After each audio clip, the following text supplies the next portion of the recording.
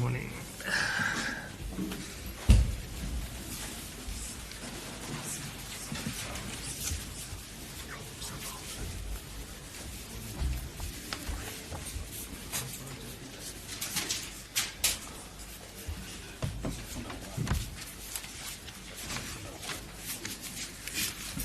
God be worship. State calls A16/4204/26 into Madlanga Lawrence Mahotla. Today's date is the 9th of June 2026. Presiding officer Mr. Kriye, for the state Advocate Makasana and Advocate Mata, and for the defense is Mr. E. Vivier.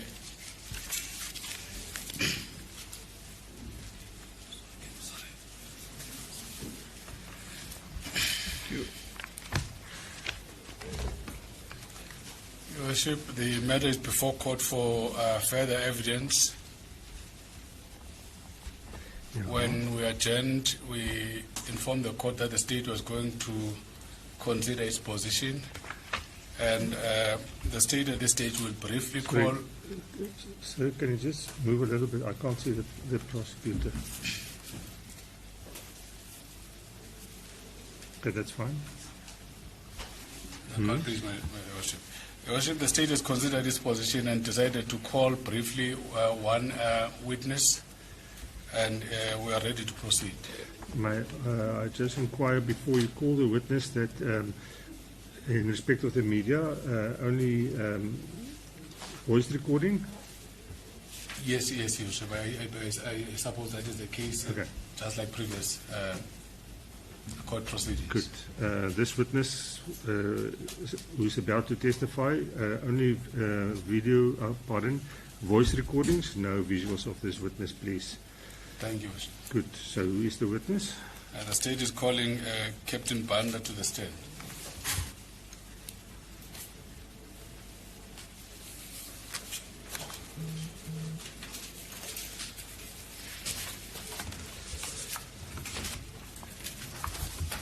English speaking, sir? Yes, Your Worship. Can I have your full names and surname, please? It's Kenneth Kagiso Banda. Do you have any objection in taking the prescribed oath? No, Your Worship. Do you swear that the evidence you are about to give shall be the truth, the whole truth, and nothing else but the truth? Say so help me God. So help me God. Yes, you may proceed. God, please. Sir, it's correct that you are a captain within the South African Police Services. That's correct, Your Worship. Where are you currently stationed? My station is in Cape Town, but I'm currently deployed in the political killings task team in Gauteng.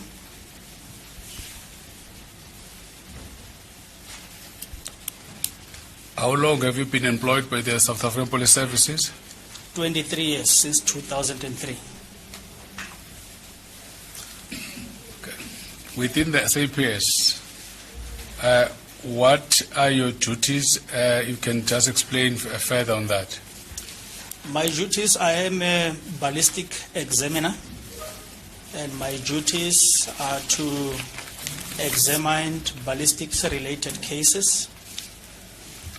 I'm also responsible for supervising ballistics analysts, reviewing their work when they are done with their examinations, Okay. and also to present expert testimony at various courts in South Africa.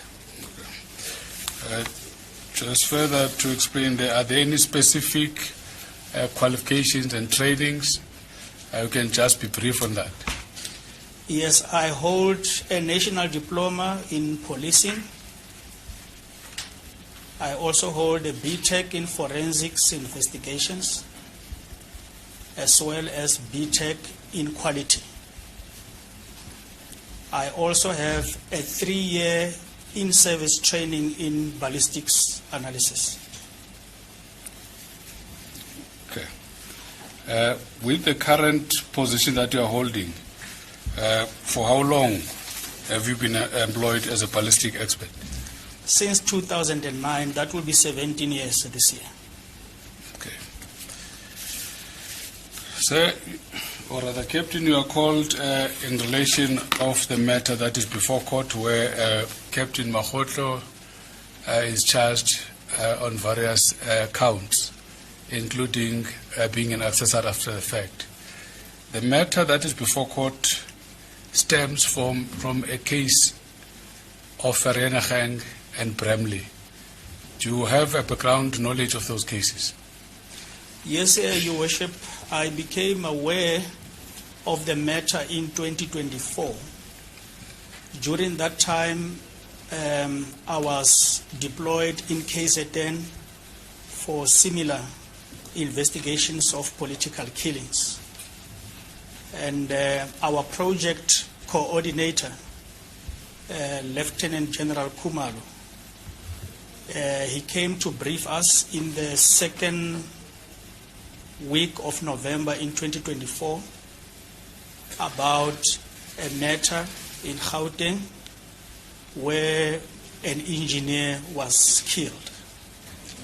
And he gave a briefing of the facts of the case, and that the matter was being investigated by 2 investigators who were now having challenges with their investigations. Challenges, he cited possibility of interference in their investigations. Okay. Okay. Now, you are called, Captain, here with regard to just few points. I'm not going to be long with you. It's in relation to the reports, or rather ballistic reports that were filed in the matter, to be specific, by Captain Makgotlo. But before we get to that, do you have any knowledge of where the exhibits that were eventually allocated to him, where they were actually collected? Yes, the briefing that we received about this incident and the facts thereof was that there were exhibits that were collected at the crime scene where the deceased was shot. There were exhibits that were collected there, and furthermore that there were exhibits that were collected at a house of one of the suspects found in the vehicle, which were firearms. And thirdly, that there were also exhibits in the form of cartridge cases that were also recovered from a third vehicle at a different location inside a vehicle that was being used by the two suspects that were arrested. The cartridge cases were found in that vehicle. Okay. Let's go to the third vehicle that you testify about cartridge cases found in there. Can you be in a position to tell what kind of vehicle and to whom did it belong? The vehicle, it was a white Mercedes-Benz V-Class V250. And the vehicle belonged to one of the suspects, Michael Puletau.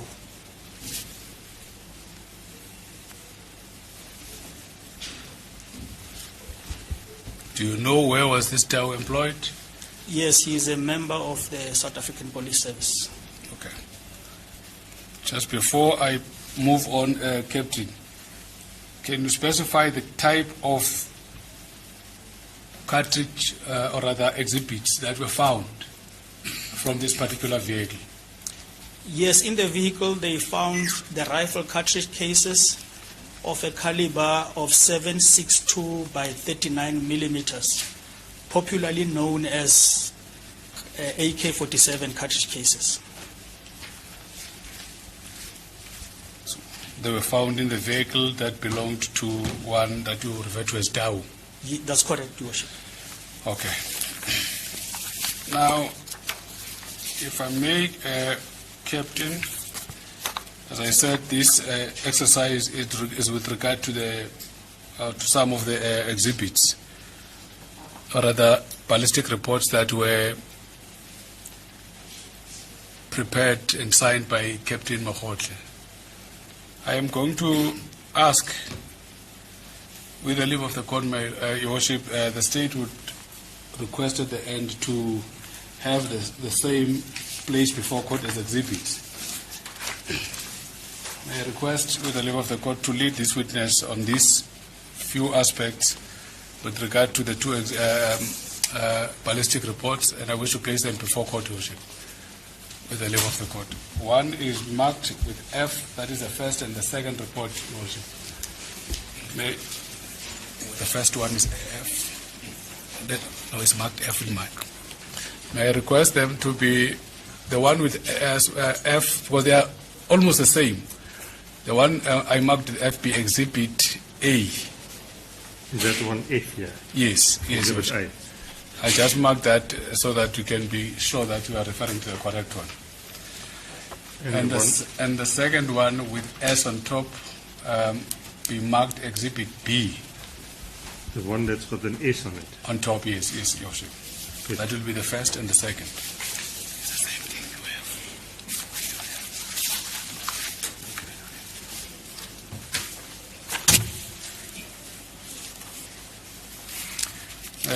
Do you have the same reports, Captain, in front of you? That is correct, Your Worship. Okay. I know one can be easily confused because they reflect the same date of commissioning.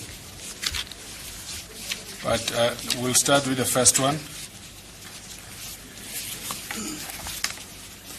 It's not in dispute that that particular report was prepared by Captain Makgotle. But what I wish you to help this honorable court explain, I will start from paragraph 3.4 of that report. That will be on page 3. Do you see paragraph 3.4? I see it, Your Worship. What is written on that paragraph, Captain? On paragraph 3.4 is two 7.62 millimeter caliber fired bullet cores, which are marked with a lap number 193051/24 and respectively with AA3 and AA9 markings. Okay. And then, as I say, I'll be very brief. Will you confirm, looking on page 2, from which case were those that are listed under paragraph 3, from which case were they from? Yes, from paragraph 3, these exhibits were from Vereeniging and case 275 of 4/2024. Okay. On page 3, let's go to paragraph 4.1. What is contained on paragraph 4.1?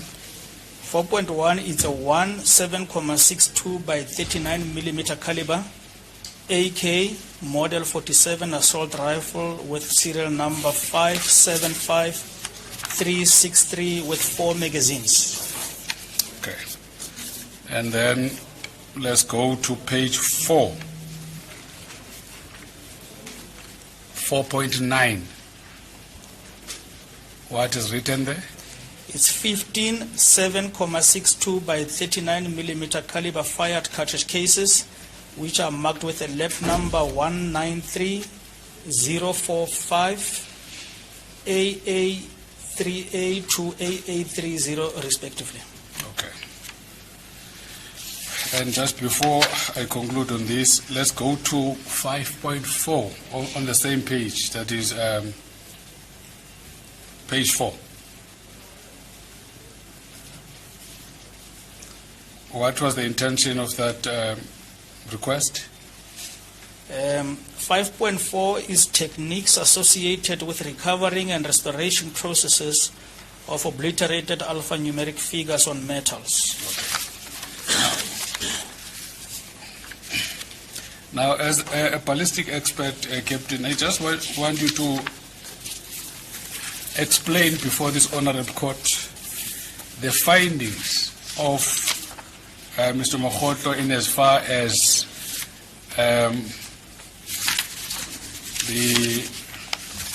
just want to be specific, in as far as the cartridge cases mentioned on 4.9. What were his findings? I'll take you to 10.2 of the report. On paragraph 10.2, the cartridge cases mentioned in paragraph 3.4 were fired in the firearm mentioned in paragraph 4.1. Okay. Is that correct reflection of the report? That's incorrect, Your Worship. Okay. Why do you say it is incorrect? Because in 3.4, there are two 7.62 millimeter bullet cores. It's not cartridge cases. Okay. It's common cause that it was put during the cross-examination that Captain Mokgotlo will refer to that as a mistake. But what I want you to explain to the court in relation to that 10.2, what would be the effect of referring to that in as far as the ballistics are concerned? He referred to 3.4 in that particular 10.2. What would be the effect of him referring? What could be proved by reference to that particular 3.4? It simply refers to that in that paragraph 3.4 there are cartridge cases which is incorrect. So meaning that you are not giving a true reflection of what is in paragraph 3.4, then subsequently it will give a wrong report to the recipient of the report. Okay. as it stands on this first particular report, was he linking any firearm to any ammunition or cartridge cases found on the crime scene? Because it's incorrect, Your Worship, because on paragraph 3.4 is bullet course. So basically here he is linking the bullet course according to this sentence to the firearm mentioned in paragraph 4.1, which is the AK-47 that we have referred to. But that cannot be possible because bullet cores are the inner part of the bullets which do not bear marks because they are inside.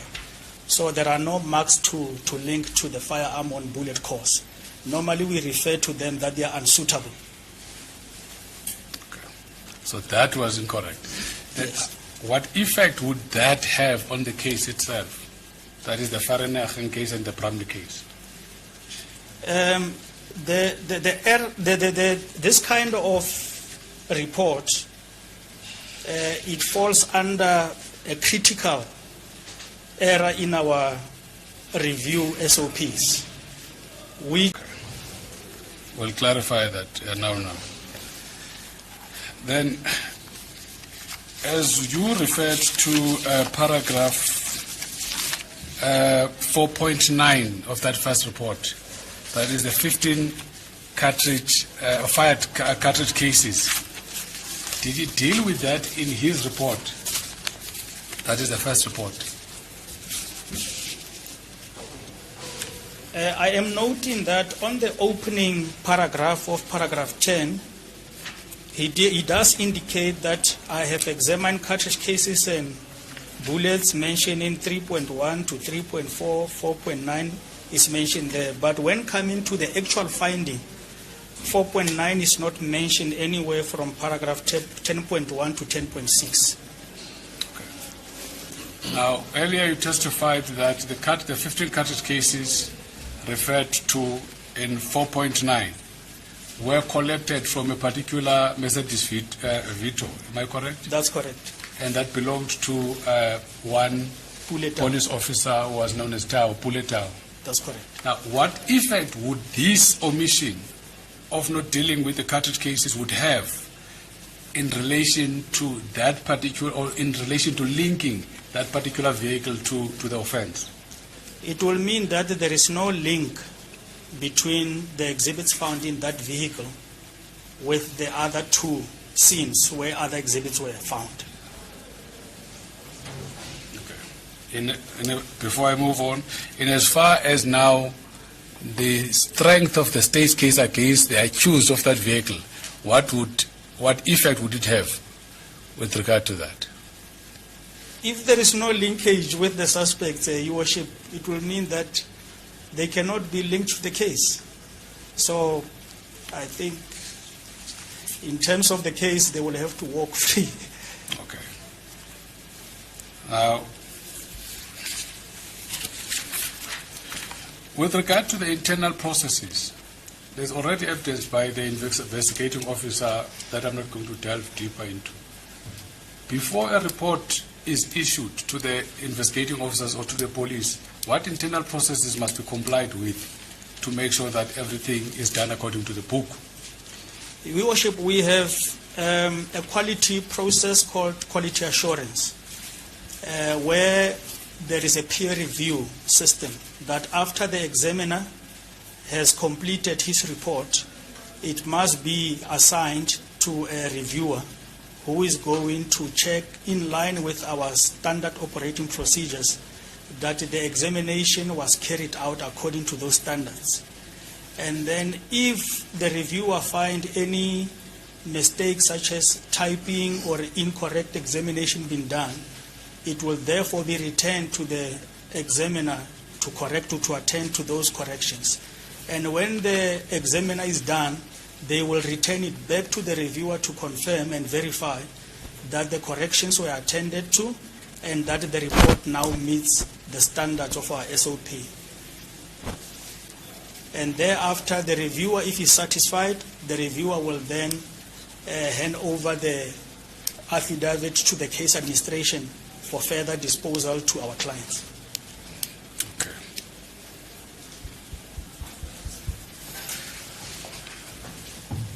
Then, if one does not comply with the standard operations procedures and issues the report without giving it back to the reviewer, if there were some corrections pointed out, how fatal is that to the report? It's very serious, Your Worship, in a sense that we are not allowed to cut corners when coming to our quality systems, because it is to ensure that our reports, at the level that they are, our reports are 212, Section 212 Yes. affidavits, meaning that they are trusted in terms of their quality and in terms of their correctness. Now, if we cut corners and not follow that quality process, it can jeopardize the case in a serious way.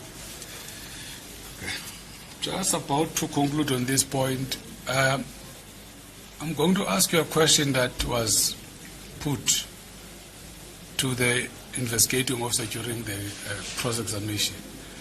How does the backlog affect you as the experts in the field, if there's a backlog? Your Worship, the backlog does not affect analysts and the reviewers, because that is not where our key performance indicators, that's not where we are rated. The backlog is basically the problem of the head of the section, because he's the one who's rated against the numbers. As for us, we have a standard quotas that we call a norm. A norm simply to say that an analyst can only be given the work that is equivalent to the norm. They are using point systems of 400 points. 400 points will be cases that are adequate for you to do them in the day. If there is any delay, you will report to your immediate supervisor for more time. Because sometimes when you receive a case, you may be given 2 hours, but you cannot predict what you are going to get. You may get a problematic or a case that needs a research. So you will have to report, and then more time is given. You are not going to be pressed to finish it in order for you to compromise quality. So at our level, we don't worry about backlog. Backlog is a problem of our superiors, because they are the ones who are dealing with 38,000 cases in the safe. They don't affect me. In the day, I get my part and only do that part. If they need me to do more, then if overtime is applied for and approved, then I can only work more cases by the availability and provision of overtime. But nothing more than that, because there is 38,000 cases. I'm not going to get more cases because of that. Okay. So you prioritize quality more than quantity? That is correct, Your Worship.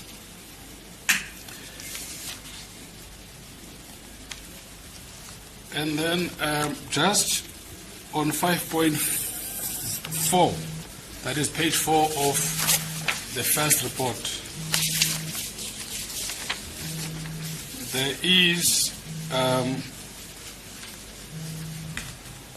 reading from the top, that the intention and scope of this forensic examination comprise of the following ballistic techniques. 5.4, techniques associated with the recovering and restoration process of obliterated alphanumeric figures on metals.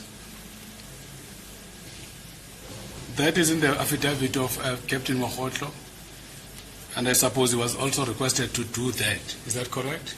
That is correct. In the report, was that dealt with? Yes, in paragraph 11 on page 6, he says, after application of the electronic, magnetic, and acid etching processes, I could not determine the serial number of the pistol mentioned in paragraph 4.7. So there is a finding and a report of examination dealing with that scope of 5.4. I know that we are not dealing with that. Perhaps this will be dealt with more deeper during the trial. So that was his finding. Yes. Do you know if there was any other person from the same unit who found differently to that? Yes, I'm aware, Your Worship, that the very same firearms were sent to KwaZulu-Natal Laboratory for re-examination for the purposes of this restoration of a serial number that was obliterated. And then a different finding was reached by the examiner in KZN. All is my understanding correct that all people who deal with this, for example, the obliterated numbers, is applying the same methods? That is correct. Okay. Now, briefly, before we move on to the second report, Captain, are there any things that you want to point out which may be regarded as faults or mistake on the first one? The only thing that I am picking up is on the disposals of the exhibits. Yes. There is no indication that after examining the firearms that the tests as per our standard operating procedure that they were sent to IBIS. It's not stated. Yes, it's not stated in the disposal paragraph. Okay.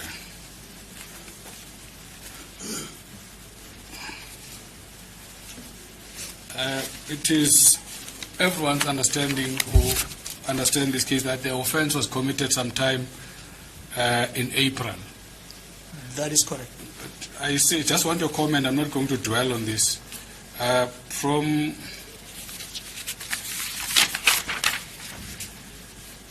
paragraph 13.1 to 13.8, there are dates reflected there as 24 May, 24 March, 24 May, 24 March. Do you have any comment with regard to those that are reflected as such? I see that the dates are not correct, Your Worship. They give an impression that these exhibits were filed before the crime was committed.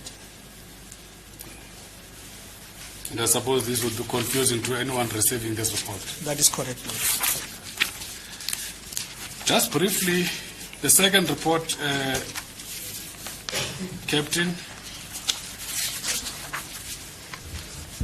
without wasting time on this one,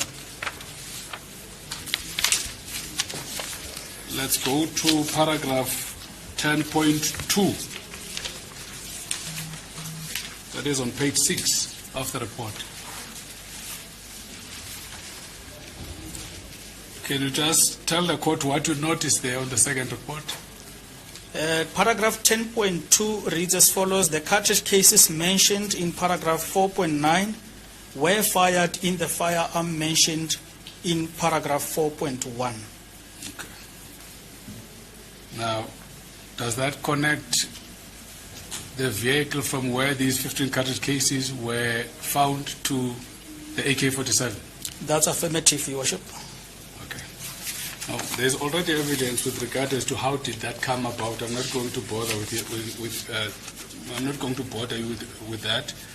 Let's go now on the very last page of the second report. What is the date of the commission of the report? Is the 24th of May 2024. Okay.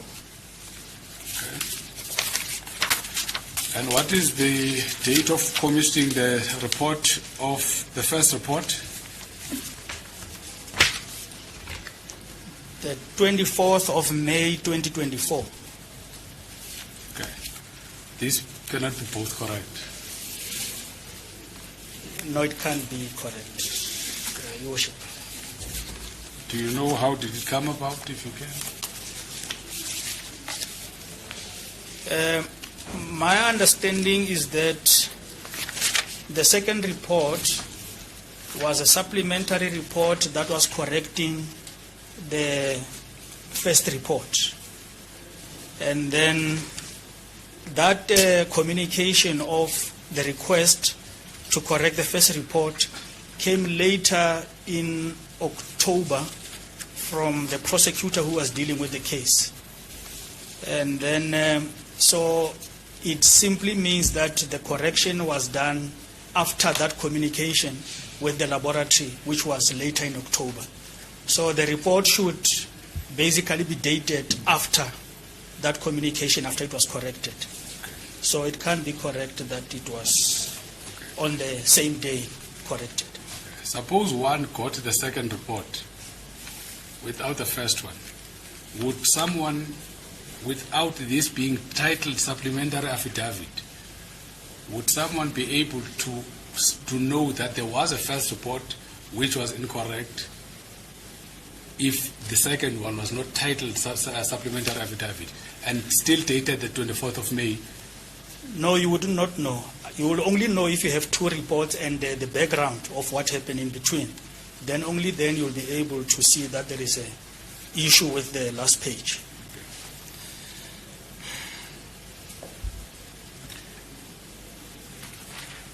You referred to the omission by Captain Mogoro of the 15 cartridge cases. It's one of the bones of contention. You referred to, I just want the term that you used. I referred to it as a critical error, Your Worship. That's how these errors are classified in terms of our SOP of reviewing cases. We identify non-critical errors, and then there are those that are called critical errors. Can you make an example of a non-critical error? A non-critical error, according to our SOP, it is defined as any error or action that does not affect the outcome of the case negatively. So the one that you say is critical error would affect the case critically if it was not picked up by the prosecutors and the police officers. Yes, but this is actually at the stage of review. Okay. Yes, at the stage of review, that's where we make the determination, Your Worship.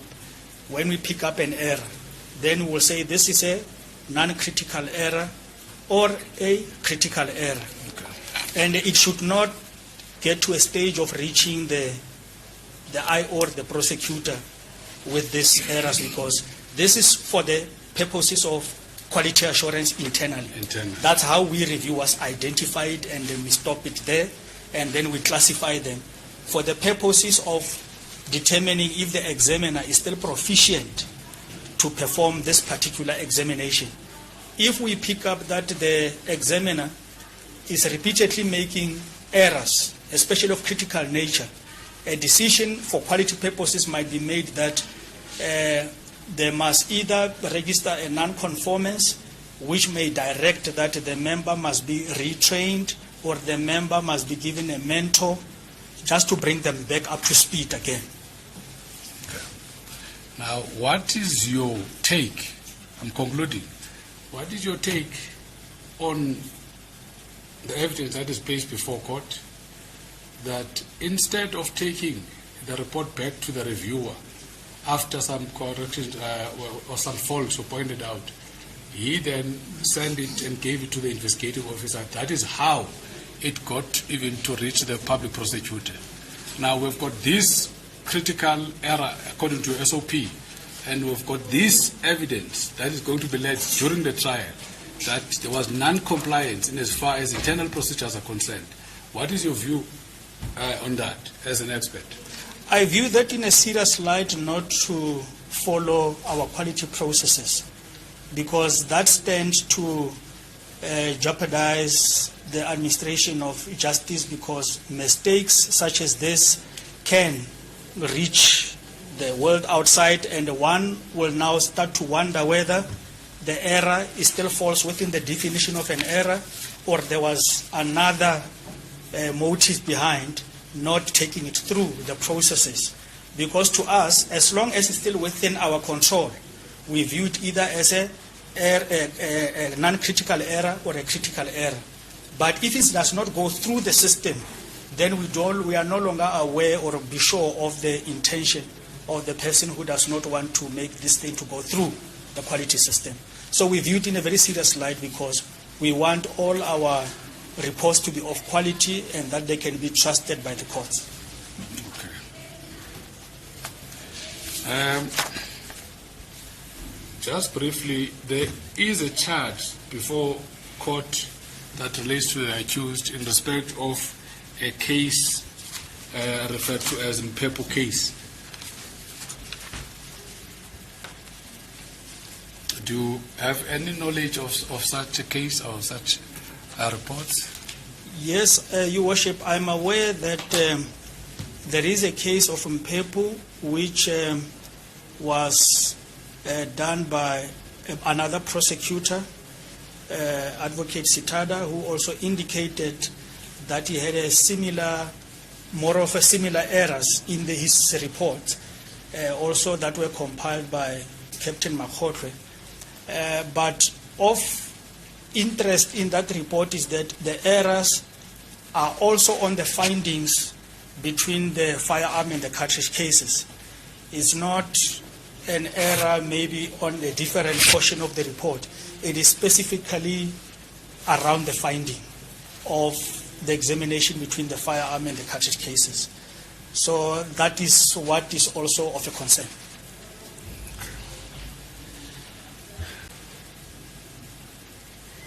And as far as that report, or rather that matter, do you know, I'm just asking for a comment. I know that we're not dealing with a trial. The reason why I wanted to do this exercise, it was due to the line of cross-examination employed by the defense. I know that we're not dealing with a trial yet, but do you know if in that report all the paragraphs that were supposed to be in the affidavit were there? I'm aware that the paragraph that deals with the examination of ammunition in that affidavit was completely omitted. So meaning that the examination, because the firearm came with ammunition and cartridge cases. So there was examination for the firearm, examination for cartridge cases, and the relationship between the two.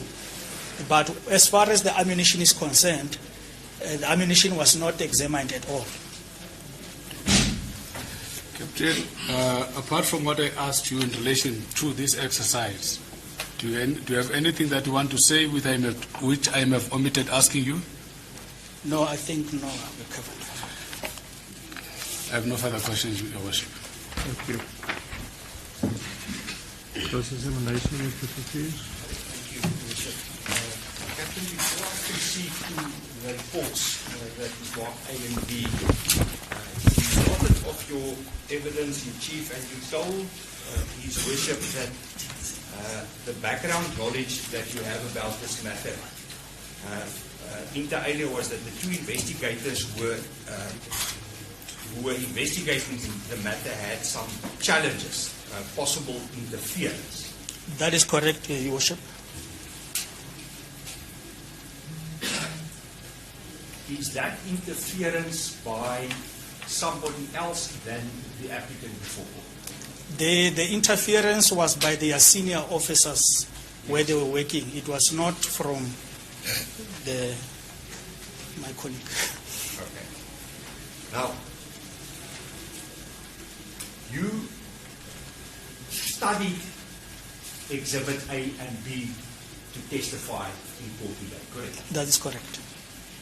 And in Exhibit A, were you able to identify what you will call, or that we will call, errors or mistakes? That is correct, Your Worship. And those errors or mistakes that you were led on was the only errors or mistakes that you found in the first report?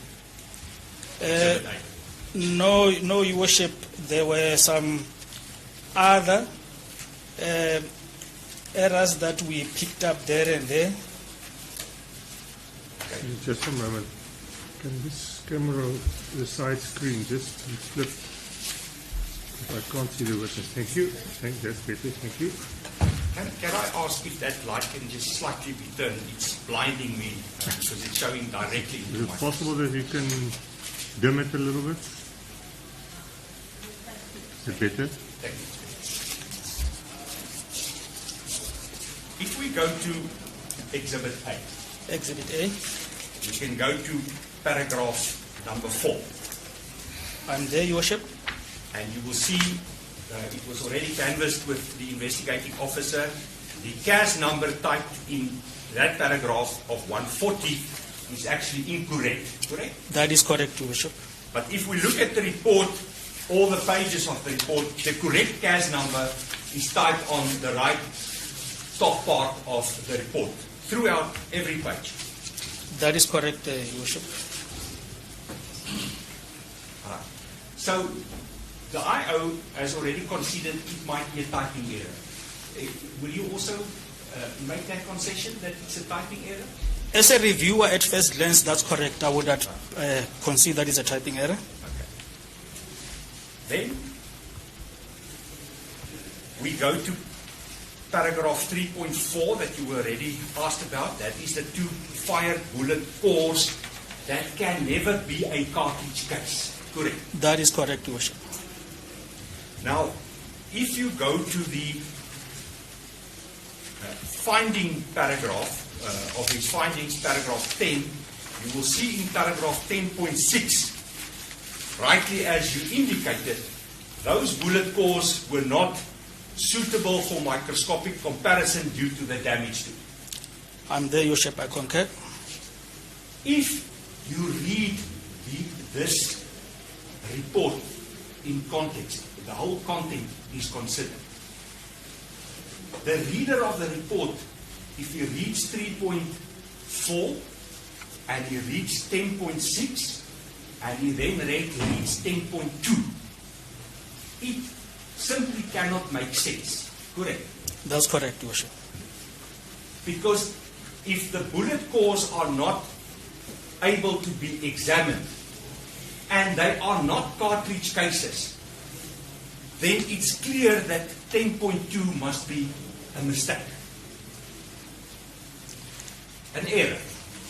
Your Worship, I'm also a reviewer, so definitely I will say in context that would be viewed as a mistake, provided that the entire process of review is completed, that after correcting the mistake is brought back to me to verify that. I hear you. But the person, like the prosecutor in Vereniging that is now studying this, it obviously did not make sense to her that you can say that 3.4 bullet cores cannot be examined, yet it is referred to as cartridge cases in 10.2, and it is also linked with the AK-47 in 4.1. It clashes with each other. Do you agree? Yes, Your Worship, I agree, and it should not even have reached that stage if this was brought back to the case reviewer. I accept your explanation, but it bothered the prosecutor also, because you said you know that she made certain queries about this issue in particular. Yes, that's correct, Your Worship. Did you study the email that was sent by the prosecutor to Colonel Motsepe regarding the queries that she had? That's correct, Your Worship. Right. Now, I am going to put it to you that, and you already testified, before I make the statement, you already testified that the applicant before court had the 15 cartridge cases of the AK-47 that was found in the Mercedes motor vehicle. He had it available to examine, correct? That's correct, Your Worship. And in Exhibit B, that's before court, that was, and we agree with you, it was obvious that it must have been corrected after the prosecutor made the query. That's correct. That's correct, Your Worship. That paragraph 10.2 is correct. It now refers, it links the 15 AK-47 cartridge cases to the AK-47. Correct? Yes, Your Worship, but the entire report was not corrected. It's only this part that is corrected. The part that you also indicated about the case number being incorrect is still incorrect in the second report. Agreed. But the question that I posed to you, Captain, was it is now corrected after the prosecutor made a query about it. The 10.2, that's correct. Yes. Yes, Your Worship. And that is a correct position. That is correct, Your Worship. So, I put it to you, it's by instructions from the applicant that in compiling the report, he made a mistake by, or let me rather say, it was wrong paragraph referencing. He referred to paragraph 3.4 instead of 4.9. Your Worship, I hold a different view. For me, the mistake is not the typing of 3.0 to 4.9, but the quality assurance of ensuring that there are no errors here. Not returning this to the reviewer. For me, that's what I view in a serious light. Not because normally when we review, we do pick up these errors and they are supposed to be arrested within when we pick them up, because we are all humans, we can make mistakes. But we have a quality process to make sure that we mitigate that. So for me, the mistake is not whether you wrote 3.4 or 4.9 that is picked up after the fact. The issue here is you not following the quality process by returning this to the reviewer to ensure that this does not reach the prosecutor. I want to canvass some of your statements in that answer now. So, firstly, you can make mistakes because you are a human being. That's correct, Your Worship. And a ballistic expert can also make a mistake. That's correct, Your Worship. Right. Not according to Warrant Officer Sokanyele, but you confirm in your experience, ballistic experts make mistakes in the report. That is why there is a review process to pick up those mistakes. That's 100% correct. And I'm a reviewer myself. I see many of them. Then we arrest them internally by taking them through the quality process. And I'm asking you, according to your experience, can a reviewer also miss certain mistakes in a report? Is that also possible? Yes, it has happened in the past. Thank you. Where the reviewer can also miss the mistake. Now, it's by instructions in any event, but it appears that after the prosecutor made a query about the AK-47 cartridge cases and 3.4, the bullet cause, that was corrected in Exhibit B. The particular page was corrected. Yes, Your Worship, if you limit it to the page, Yes. but our product, it is the entire ballistic report. It's not only a sentence, a paragraph, or a particular page. The entire report must be correct, must meet the standard of our quality standards. There's still, what you're trying to convey to the court is there were still other mistakes still in the report, even after the amended pages were inserted. Yes, there are still those mistakes. And that is still the 140 versus 149. Yes. Did you see all the emails that was exchanged between the applicant and the prosecutor? I'm not sure about all. I saw the ones that are in the case file, which are presented to me. I'm not sure about all, Your Worship. I want to be careful there because... I'm going to put it to you, sir, that, and I already put it to the investigating officer, that the applicant himself, on the 6th of November 2024, alerted the prosecutor in an email to the incorrect CAS number that is contained in the report. Did you see that email from me? Yes, that's correct. Now, I'm going to put it to you, maybe you can comment there too, that he picked up the incorrect CAS number when he was typing what I will call a so-called second report, where the bullets that was recovered from the body of the deceased during the post-mortem was positively linked to the AK-47 4.1, that AK-47. You are also aware of that report, because the IO was not aware of it. Are you aware of it? I'm aware of the second, actually it's a third entry report.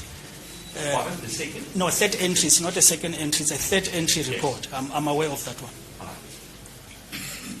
In that report, he linked the bullets from the body to the AK-47. So the vereniging bullets retrieved from the deceased at vereniging was linked to the Bradley firearm, correct? That's correct.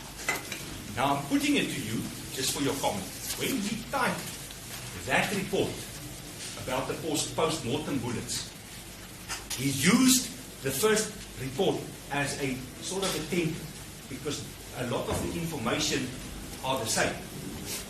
And he then picked up that he made a mistake in paragraph 4, which he then sent to the prosecutor an amended page and notifying her about the incorrect CAS number. You confirm that you saw such an email? I saw such an email, Your Worship. Now, despite the prosecutor now pointing out, and if I understand you correctly, according to you, the email that you saw, she pointed out at least two mistakes, correct? That's correct. That is 10.2 and the 3.4 one. Yes. She did not point out, let me first backtrack a bit. When was this when she pointed it out? It's in October, Your Worship. Yes. I'm not sure of the dates, but around the 21st, 22nd, somewhere there. My information, it was 11 October, and Colonel Motsepe advised the applicant on 21 October to give attention to this, but give or take, it's October. That's correct. She did not pick up, as a prosecutor, the 140 mistake. Correct? And I'm not expecting a layperson to pick up what I would pick up, Your Worship, because she's not a layperson, Captain. She's no, a for senior ballistics. prosecutor. I am talking in terms of my expertise, because I know what to look for, where to go. And not only that, the prosecutor is not guided by the checklist. We have a checklist we use that tells you, look at this, you go and look, and then you tick yes or no. The prosecutor does not have that at their disposal when they go through the report. So I don't think it would be a fair comparison with what I can do with my tools and what another person who's not in my field can do without those tools.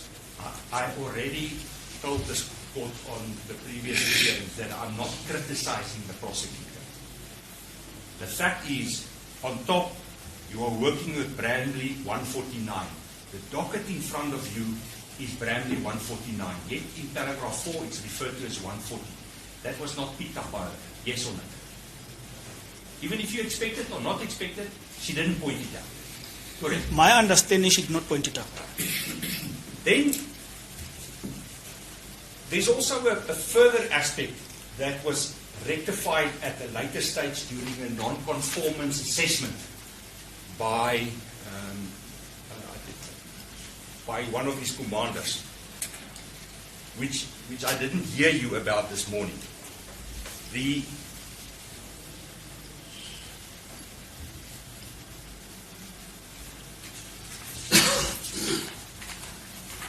In paragraph 4.12 and 4.13 of Exhibit A,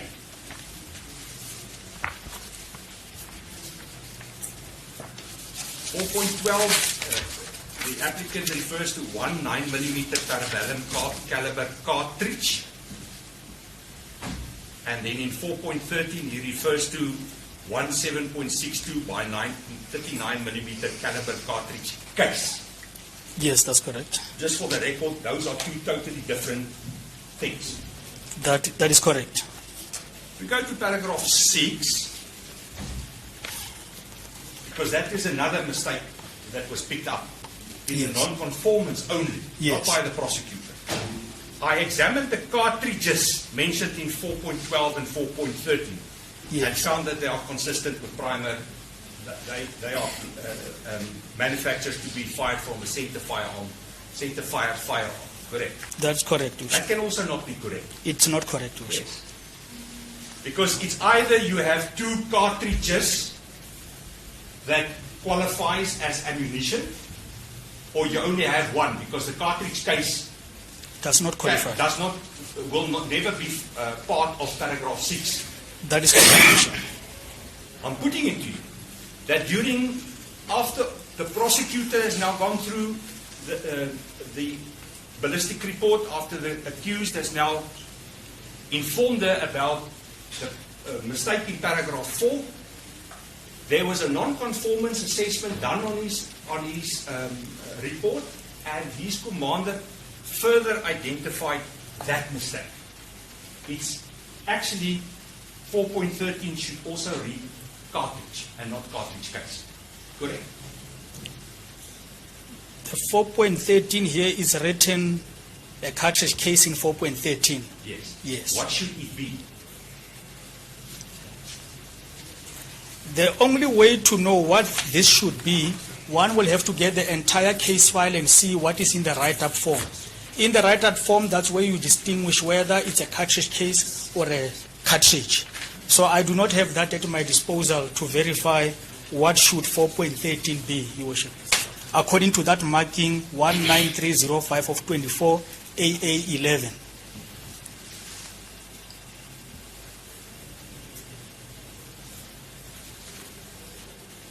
I'm putting it to you. It's my instruction from the accused that he deposed to a supplementary affidavit.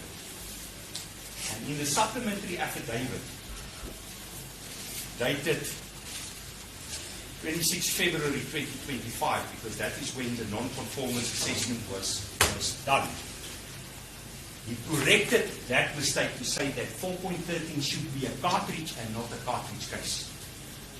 Do you accept that? I will accept, even though I do not have the report before me, but I will accept. Right. Now, the issue regarding the disposal dates that differs with each other. I think it's common cause, and we can agree with each other, that your examination or investigation should also reveal that. The Vereniging case file was only allocated to the applicant on the 9th of May 2024. That is correct, Your Worship. And the Bramley case file was only allocated on the system, I believe, on the 20th of May 2024. If the system shows that, I will accept, Your Worship. Now, it follows logically. You don't have to be a rocket scientist to see that where he refers to March 2024 as the date that he's doing his disposal is incorrect. Yes, it's incorrect, Your Worship. Because some of those paragraphs, he starts off the paragraph by saying on the 24th of 13.1, how he explains how the exhibits were disposed of. That's He correct. starts with 24 May. That's correct, Your Worship. And we can accept that 24 May must be the correct date, because that is the date that he also signed and commissioned his report. I will agree, Your Worship. Then he goes to 24 March in certain paragraphs. Eventually returns back to 24 May for everybody to read in Exhibit A and even Exhibit B, because it wasn't even corrected then. Do you accept that that is an error, maybe a copy and paste error, just an error of a person typing? It's not done intentionally. Your Worship, I'll go back to my comment I made earlier. At first glance, as a reviewer myself, I see this, I will classify it as an error. Yes. But if it is not corrected, after returning this to the examiner to correct and not bring it back to verify, and the report takes another route, another detour to reach the investigating officer, I can no longer, in my clear conscience, say that is an error. You want it to be what? Instead of an error. For me, it cannot be an error because it did not complete our quality processes. It's an error as long as it's still managed within our quality processes. Then if it takes another detour, I do not know what it is. I do not know what is the intention and the motive. And that is for the court to determine, because to us, an error is what is going to follow our quality processes within. This report, Exhibit A, did it ever land up on the desk of Colonel Monakadi to review? That is correct, Your Worship. Yes. She had sight of the report and she reviewed it. That's correct, Your Worship. The so-called second review is where you claim that was not done. That's correct, Your Worship. Now, if we accept, because there's not, I don't know whether there's anything to gainsay that. If we accept that these errors were in the report that was reviewed by Monakari, do you have any indication that she marked out those errors to be amended? Your Worship, I'm not aware of what Colonel Monakali pointed out on the review. All I know is that after the report did not pass the first review, it was returned to the analyst to correct and bring back. But exactly as to what did she identify, I do not know if she identified the same things I identified. So you don't have anything to say that what she identified? What do you have to say that after amendments were done, the report does not go past the office of Colonel Monakari again? I cannot comment on that. I do not know. Yeah. I'm going to put it to you. It's my instructions from the applicant. And I want you to listen now quite clearly. The evidence before court was that the IOs pitched up at the office at the laboratory. They were informed the report is ready to be uplifted. You hear that? That's correct.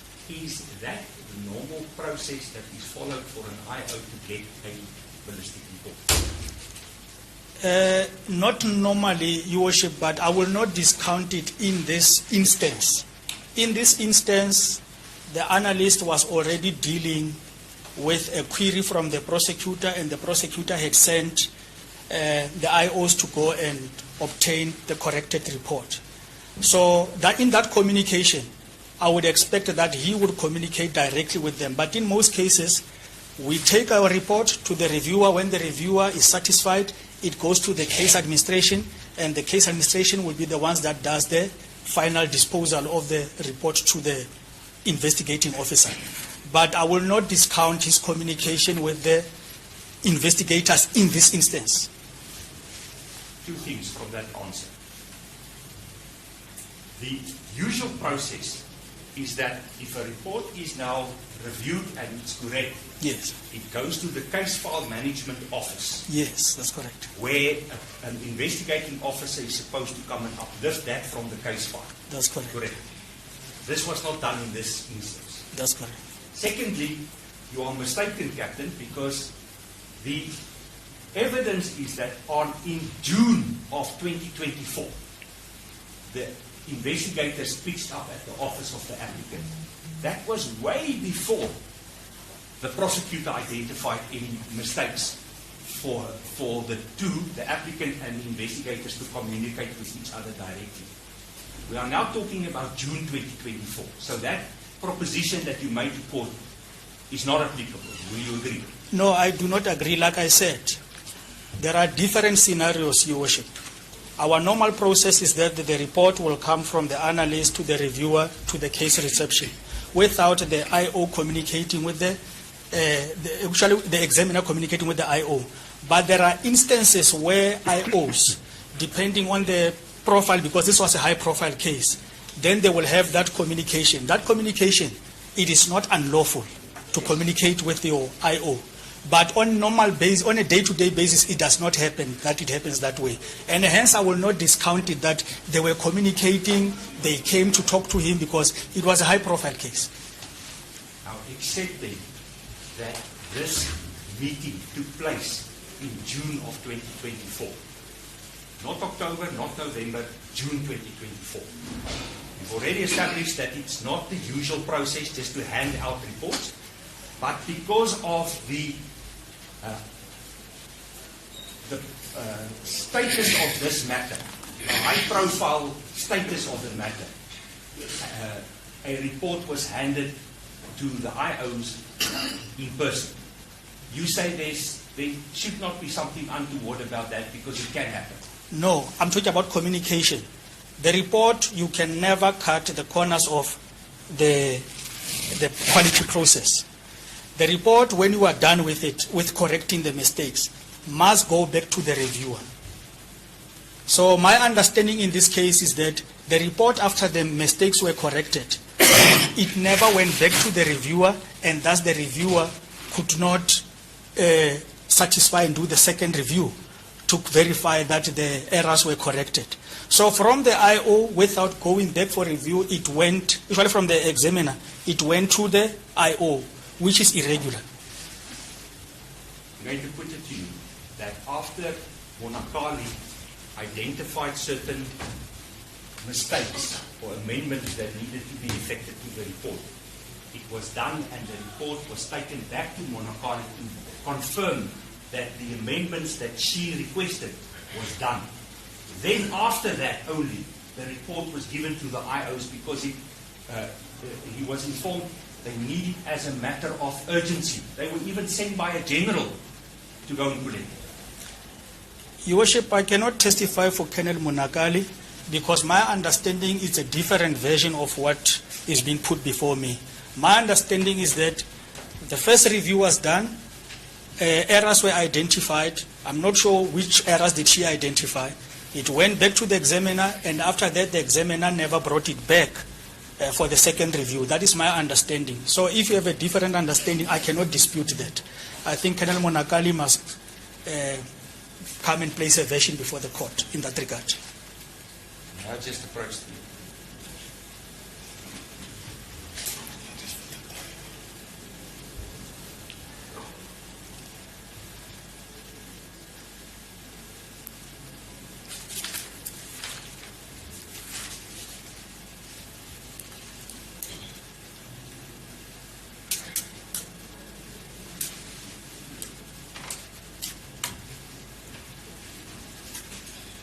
Thank the court for the opportunity. May I just, I see it's nearly 11 o'clock, may I just cover this issue with the witness? Yeah, we've started late, so we can finalize this aspect. It's my instructions from the accused. When a reviewer is satisfied with a report, they perform a function 2.4 on the computer. Is that correct? That is correct. Now, was 2.4 done in this instance? I cannot answer for Colonel Monakali. I think she has to clarify that. Did you not investigate that, whether No. it was done at all? No, I did not investigate. May I just again approach?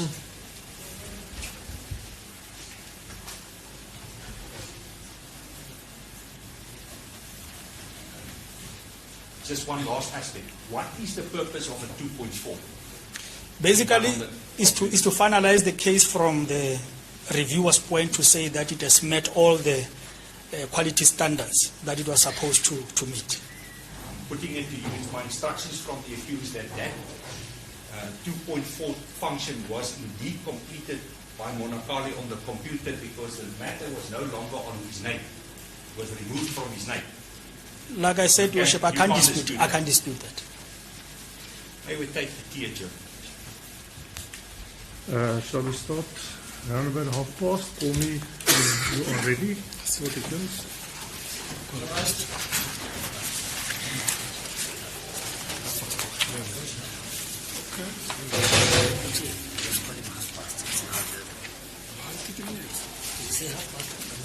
Half past. 30 minutes.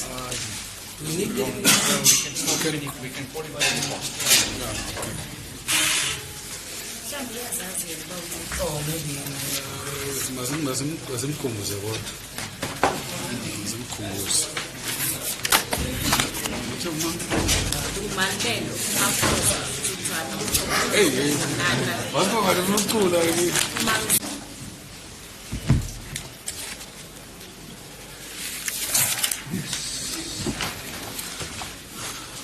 Back on record, Your Worship. Good. Captain, you still on the oath? Yes, sir. Mr. Patrice, you were still busy. Thank you, Your Worship. Captain, just before we step off this 2.4 issue, before any case file can be transferred from one examiner to the next examiner, is it correct that the 204 on the system must be done? That's correct, Your Worship. And even before it is sent from, say, one office in Pretoria, in this instance to KwaZulu-Natal, the Bradley matter, the system must reflect that the 204 was done. That's correct, Your Worship. It is a status of the case, so as it moves, it must change the status as to where it is and who it is with. Just maybe I did not understand you. For sake of argument later, what is the 204 function again? It's for changing of status, Your Worship. Now,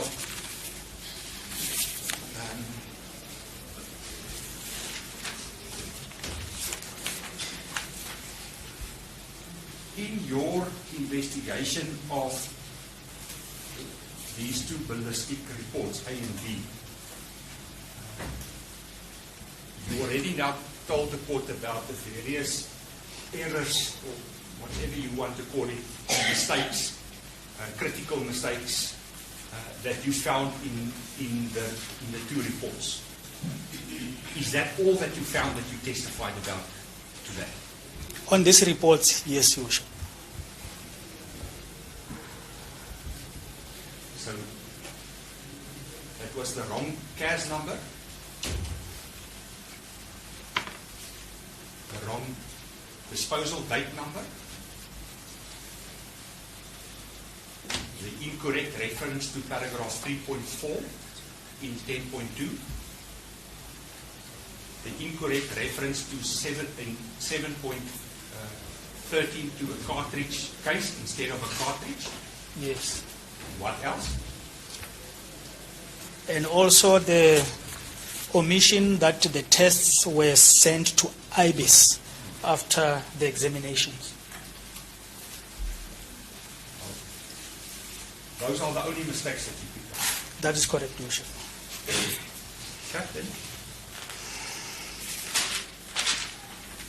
go to paragraph 7.2 of Exhibit 8 and read that one out. Paragraph 7.2. Yes.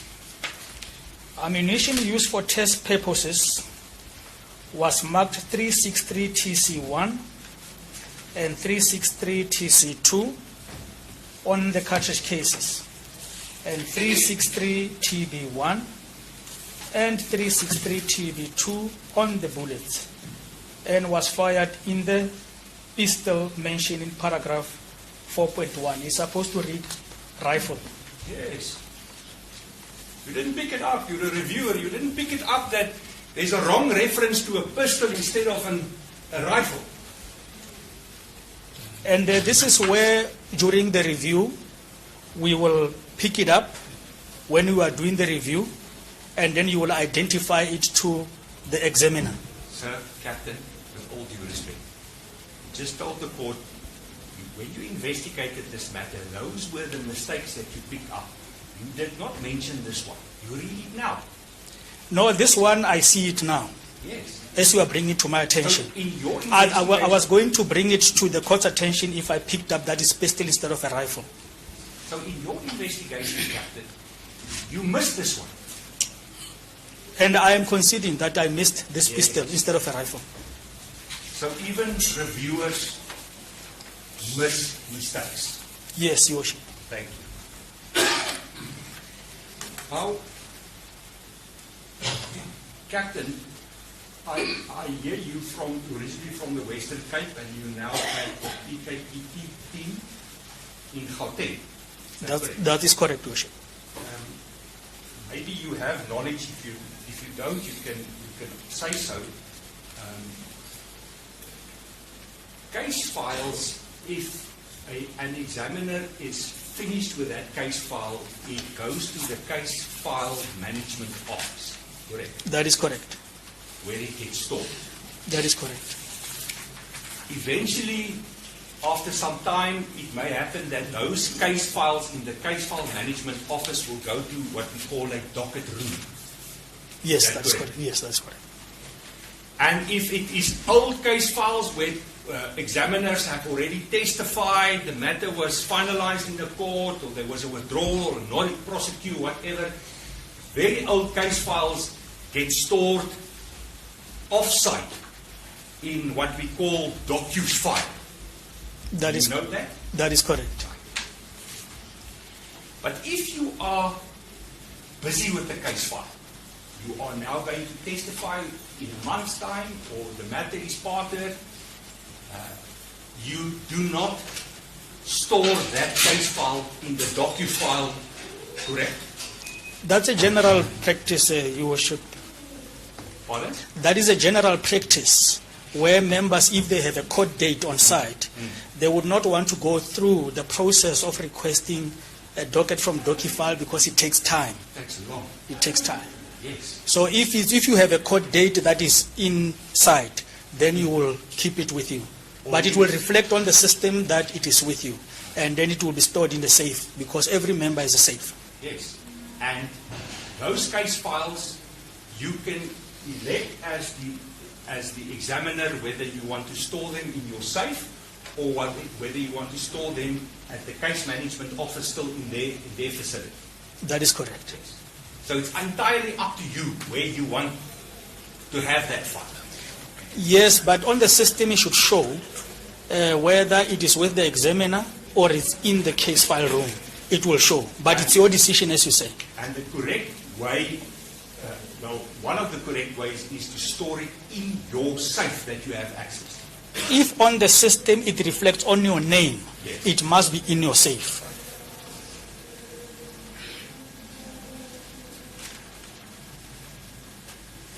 Now, one thing that I picked up when your evidence was read, just bear with me for a moment. You mentioned in paragraph 4.9,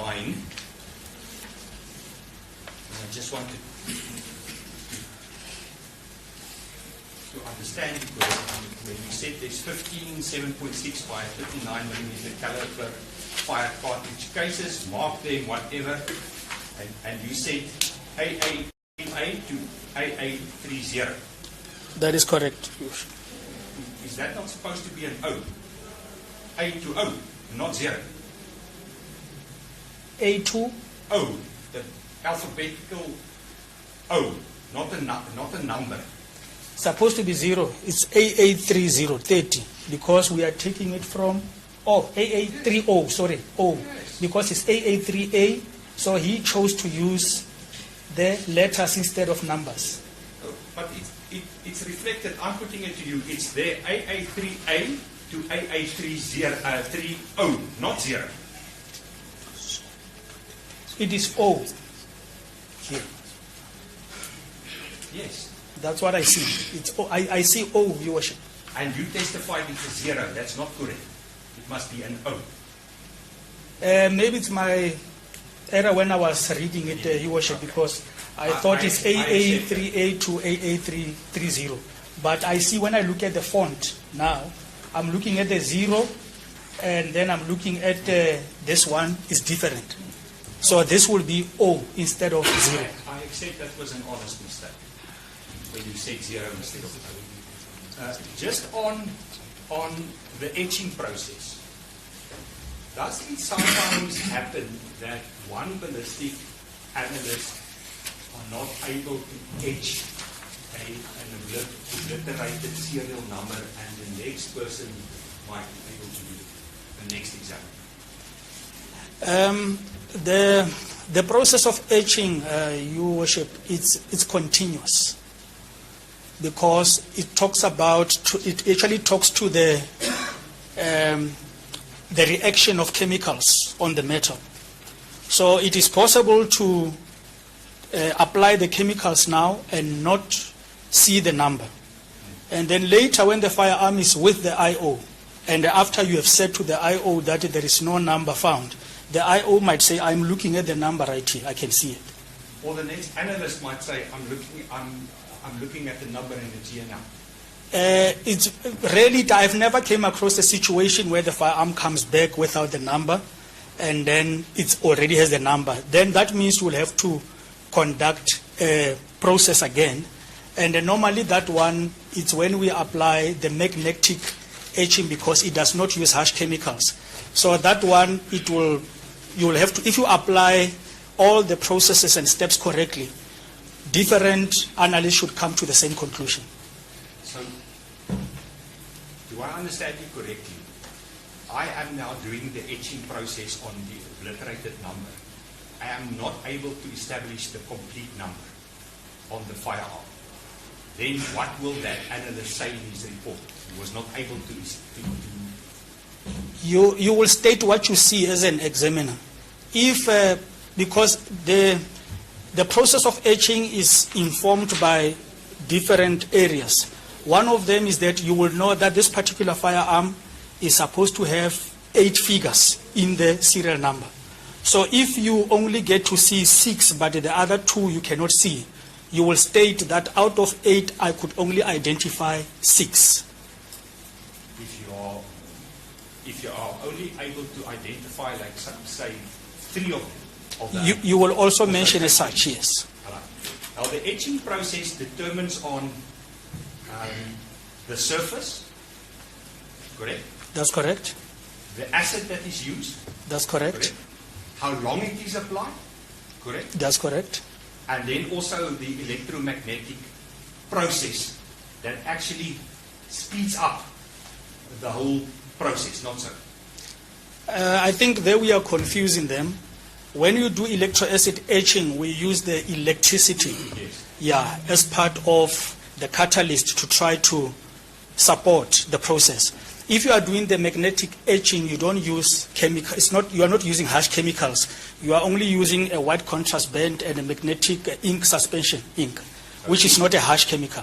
If only the acid, you can only use the acid or only the acid, then you can also apply The magnetic. the magnetic process. No, you start with the magnetic because magnetic is more high, it's more harmless.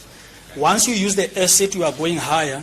You will not be able to re-etch once you have used the acid and it has eaten everything. Does the quality of the acid play a role? I will be jumping the gun because of chemistry, because the acids are prepared by the chemists. And then from my field of work, then we are given the acid that we are told that is within the specification and not expired. But I want to believe that it will affect if ever it's not within those specifications. And especially if it has expired, then it... Yes, I would accept that if it's expired, I don't think you'll get the same results. Now, just maybe to conclude your cross-examination, the Vereniging and the Bramley case files, there an intercomparison examination was done, correct? That is correct. What was sent to KZN for, to, I think it was warrant officer Shader. to examine? It was the firearms from Bramley. Only the firearms from Bramley. That is So correct. he only did a normal comparison. He did not do an intercomparison, correct? It's not a comparison. He only did the firearm mechanism examination and the restoration of an obliterated number, which is not a comparison to anything. He did not receive the Bramley case file with the exhibits. I speak under correction. I'm not sure if he received the case file, but my understanding is that he did not receive the case file. He only received the firearms which were registered and a new case file was generated. That is the information I have. And then certain exhibits were also forwarded to Port Elizabeth. I think the person's surname was a Viljoen or something like that was mentioned. Captain Olivier, yes. Yes, Olivier, sorry. Yes, Your Worship, that happened as a result of the errors in the affidavit. So basically, that actually talks to the impact of the errors from my colleague, that now the whole examination has to be redone because this report can no longer stand the scrutiny of the court, as you can see. And Olivier had the Vereniging as well as the Bramley case files to itself. So he did an inter-comparison again. Correct. I'm not aware if he's doing both, but I will accept. Do you know what was his findings? No, no. Did you investigate that? No, Your Worship. Why not? We wanted an independent analyst to do the re-examination of this because at the time when the examination was done, it was first done in Pretoria. I was based in KZN overseeing the analysts there. And then when the decision came that because of the number of errors done here, it must go to a completely different lab with a different person. So then from there, he's going to do an independent analysis of our influence or anything. When you investigated A and B, let us concentrate on A. In A, the AK-47 bullets found in Vereniging was linked to the AK-47 found at Bramley, correct? That is correct. The 10 9mm cartridges found at Vereniging were linked with one Pistol. cartridge in the Bramley map. It's actually the pistol.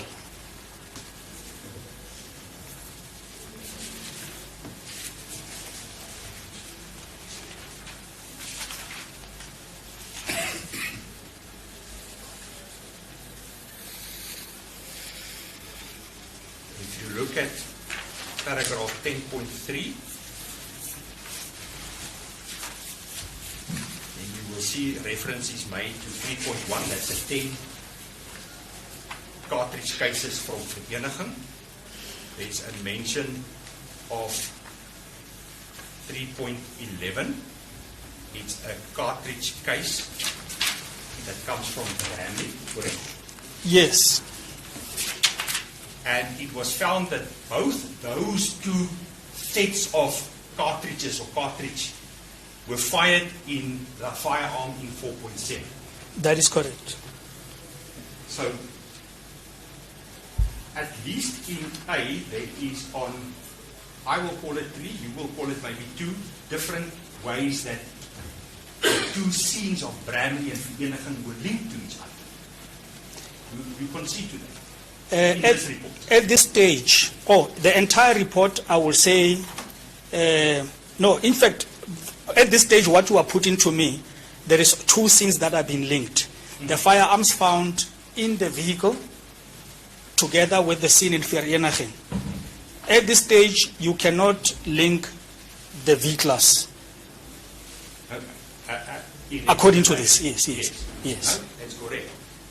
But in the first report that contains errors, there are positive linkages made by the applicant of the 2 scenes together to each other. Yes. Yes. Then we have what you called a different report. I'm going to refer to it as the bullets from the post-mortem report. That's right. That is found in Vereniging. It's also linked with the AK-47 found at Bramley. Correct? That is correct.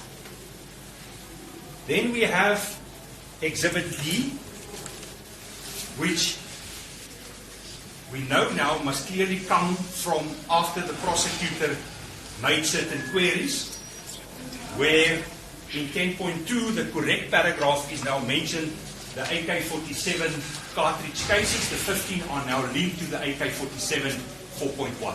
You agree? I agree, Your Worship.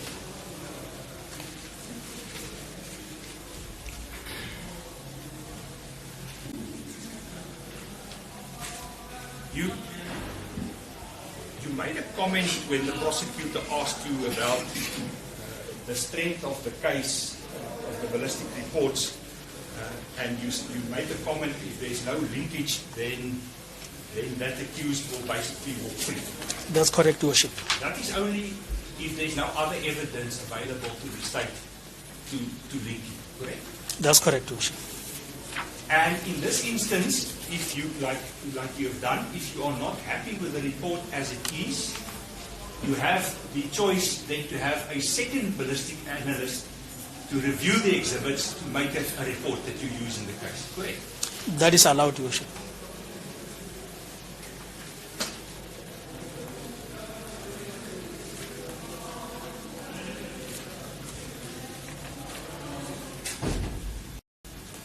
Just approach that.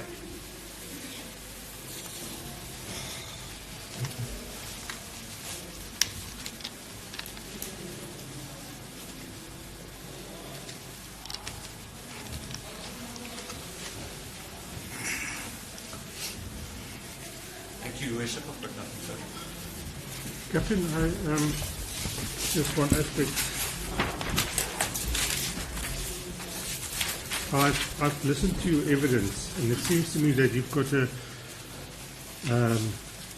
very good background and information about the merits of the matter the applicant is facing, and also the circumstances beyond this bail application. Am I correct? That's correct, Your Worship. So if you now step back and you look at everything, what is your opinion? Do you think he made honest, bona fide mistakes or not? The way the court is presenting it to me, Your Worship, because now I have a background of the entire case and the other reports, I cannot clearly put my head on the block to say it was an honest mistake, Your Worship. At first glance, if I was his reviewer, looking at the report brought to me, I would have marked all of this as a mistake. But not bringing it back to me, I would have an issue. I'll take an issue with that. And secondly, I would not expect the pattern of the same mistakes on the linkages of firearms and the cartridge cases to be the only areas that are always affected, because I got to see more than one report where the other mistakes are repeated. And all of them are critical to a detriment of the case, because in this case, the whole re-examination had to be done, because this report, as you can see, it can no longer stand the test of its truth at court.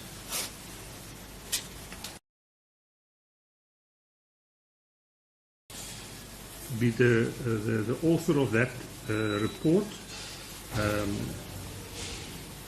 do you think it was honest mistakes? Not at this stage, Your Worship. He's a very senior member. I think we are almost same experience, or even more. I think he's senior to me as well, in terms of his experience. And our environment, the more experienced people, they tend to be more clinical in terms of their execution, because of their experiences with courts, what is being asked, what they're supposed to concentrate on, and all of that. And I still say that if he could have just brought this back to the reviewer to follow the quality process, and even if that mistake could have passed the eyes of the reviewer, as you have seen, they've pointed out to me, I've also missed O instead of 0. We would have accepted that it was an honest mistake. But for not bringing it back so that it's pointed out, then you are bypassing. I've just been reviewed by the counsel here. That's where you get to accept, because now you are seeing and you are able to correct. But if you are not giving other people an opportunity to correct you, then this will go with that mistake. Have you investigated, or are you aware of his time being a ballistic expert? What I'm trying to get to is, are you aware of any other previous mistakes? Has he been sent for refreshment course or anything in the past, or weren't there any mistakes? Is this the first time? Do you know? I'm only aware of the other report where the mistakes were pointed out by the prosecutor, and then a same process was followed in trying to get the corrected report, and the case is stalling at court. And then the one of I also learned this morning that in this one there was a non-conformance that was done, because that's our quality process. Internally, we don't, we look at it as a critical error, and then our internal processes are limited to non-conformance, retraining, and so forth. We don't label it criminally within our environment when we see it. But if it bypasses our system, then we can no longer defend as to whether the conduct was criminal or not, because it did not go through our system. That is the predicament we are having. Because if it was within, then we will know that then there is maybe a problem within our quality system that needs an improvement, because our quality system gets also reviewed time and again to improve. If you see that there are a lot of errors coming out of the lab, whether they are missed by the examiner, the reviewer, then you know that the system has a fault. Then it goes for review. But now, we could not get an opportunity to review the system and see if there is an issue, because the report was not brought back to complete the system. Thank you. Question emanating from the court, Mr. Verviers, first, you. Maybe one. You tell His Worship that you can't clearly put your head on the block to say it is honest mistakes. Yes, Your Worship, that's what I said. Can you put your head clearly on the block that it was intentional or deliberate mistakes? I cannot say that, Your Worship. You cannot do that. Yeah, I cannot say that. Thank you. Re-examination. Just maybe one or two, Your Worship. Captain, you, just to start with the last one,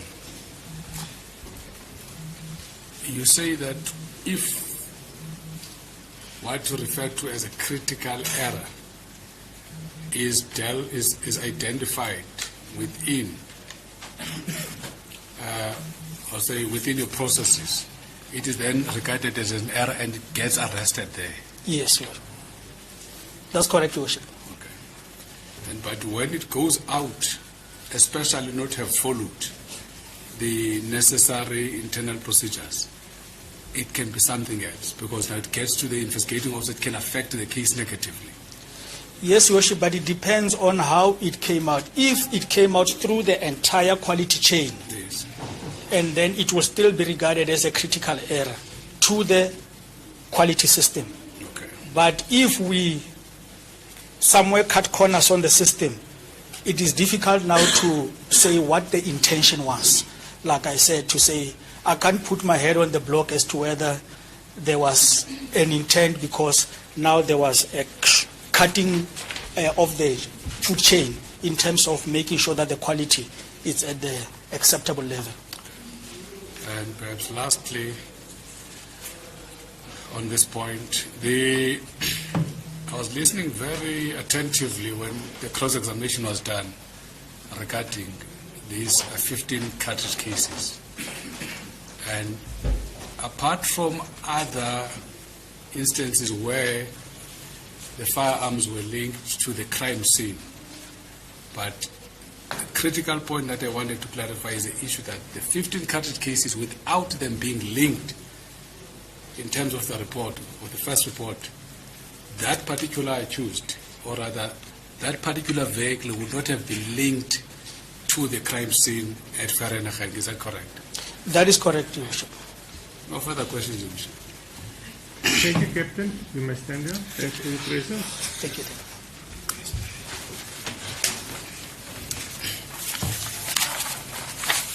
Your Worship, just before I conclude the state's case, I've given the same to the defense.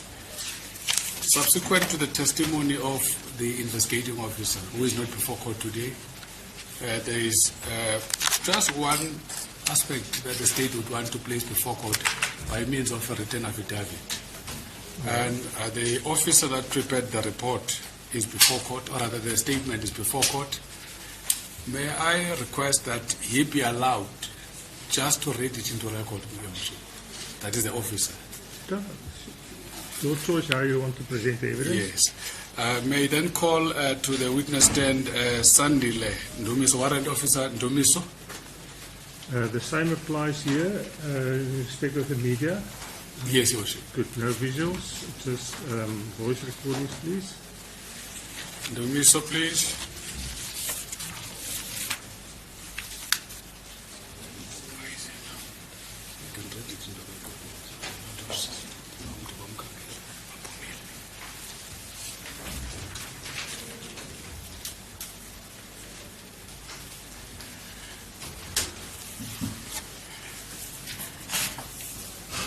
As I indicate, he's just being called to read it into record. I don't like doing it myself. I'm not opening him up for cross-examination, just for reading of the. Once he's taken the oath, he's going to be cross-examined. Okay. No, I'll accept that, Your Worship. Then I can just read it into record to avoid that. So you may have a seat again. Thank you. I don't want to prolong the proceedings. Then I'll read it into record, Your Worship, as it is written. It reads as follows. Sandile Ndumiso states under oath in English, paragraph 1, I'm a warrant officer with personal number employed by the state in the South African Police Service as a criminal expert.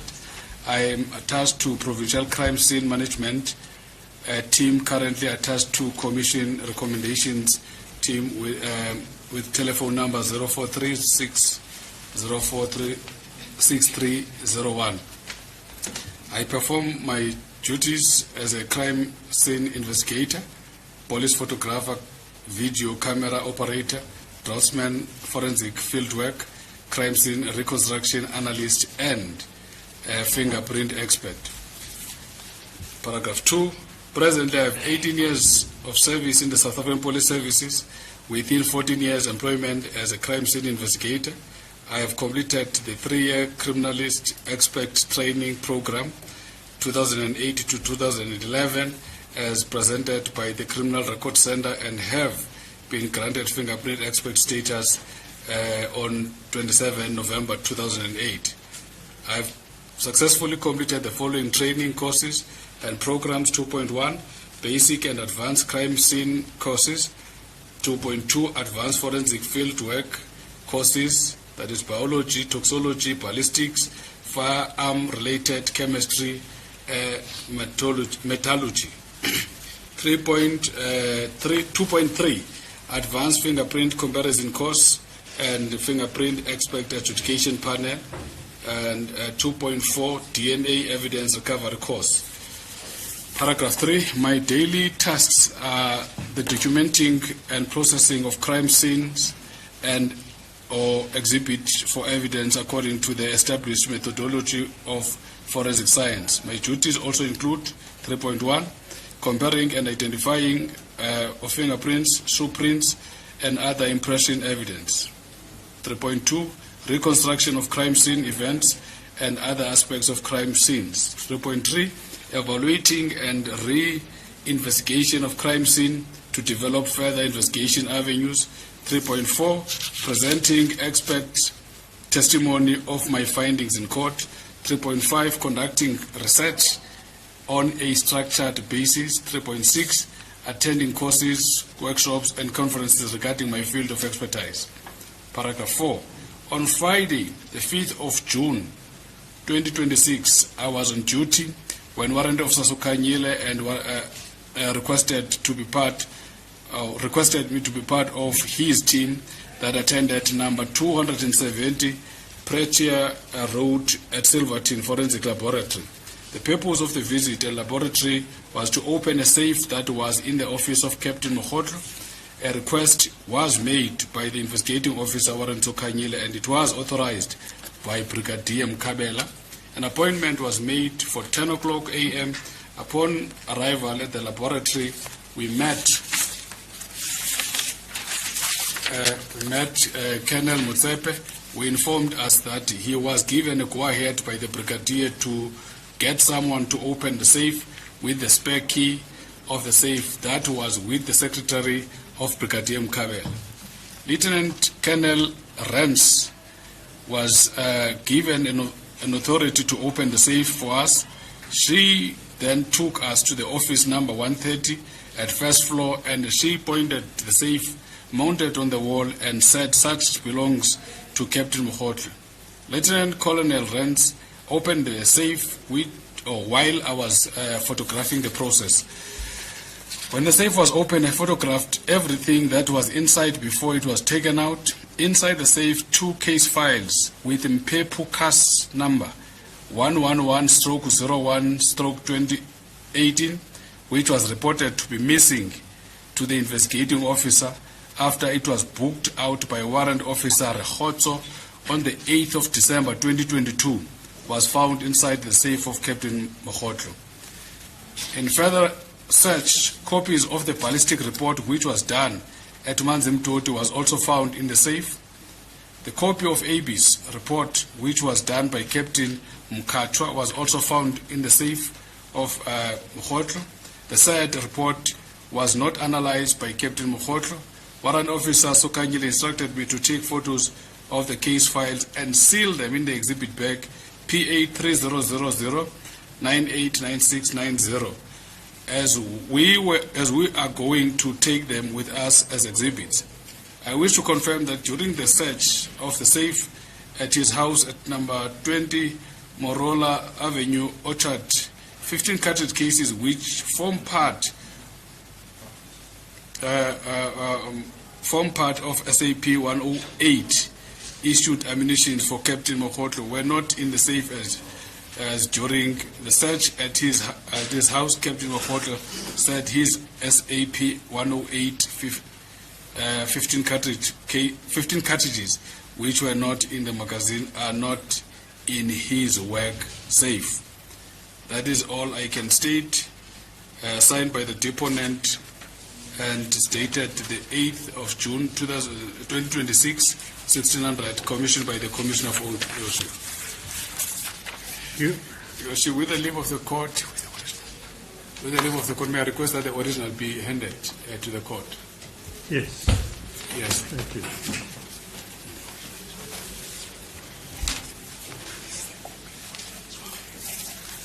The copy. That's the original copy.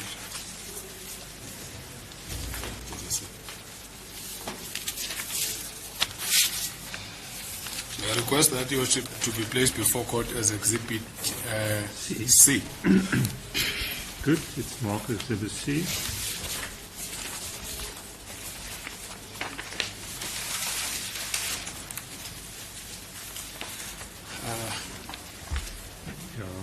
Your Ship, at this stage, the state will lead no further evidence. In this case, the state closes its case. Thank you.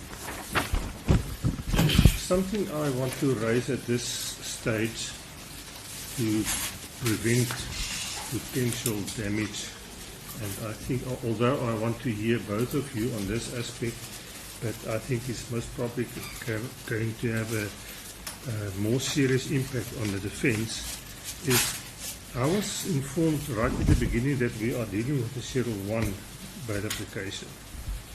Now, there are 2 counts before court, count 1 and count 3, which reads as accessory after the fact to murder.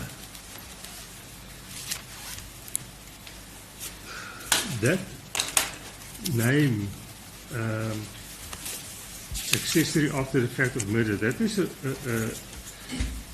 the charge is going to be murder, and if everything goes according to plan for the state, and the state is successful, then he will be convicted as an accessory after the fact, but the charge will be still murder. Joseph, I know it's a very. May I respond? I'm listening. I know the issue can be very technical, Joseph.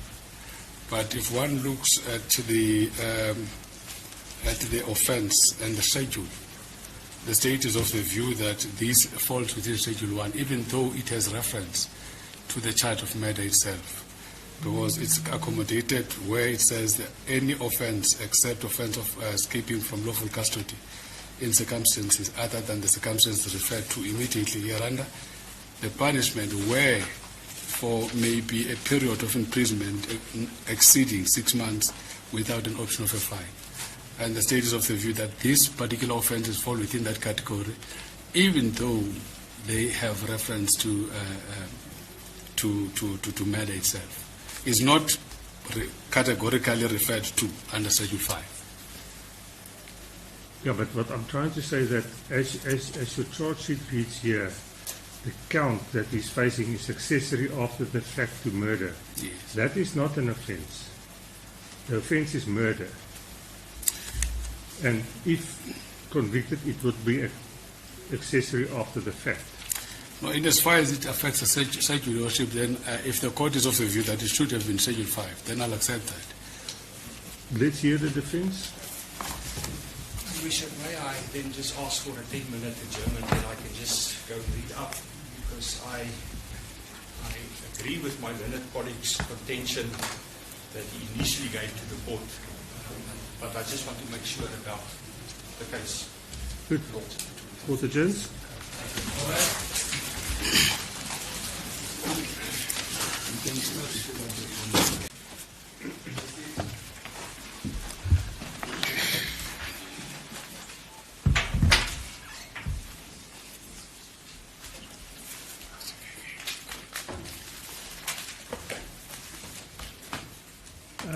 Mr. Fies.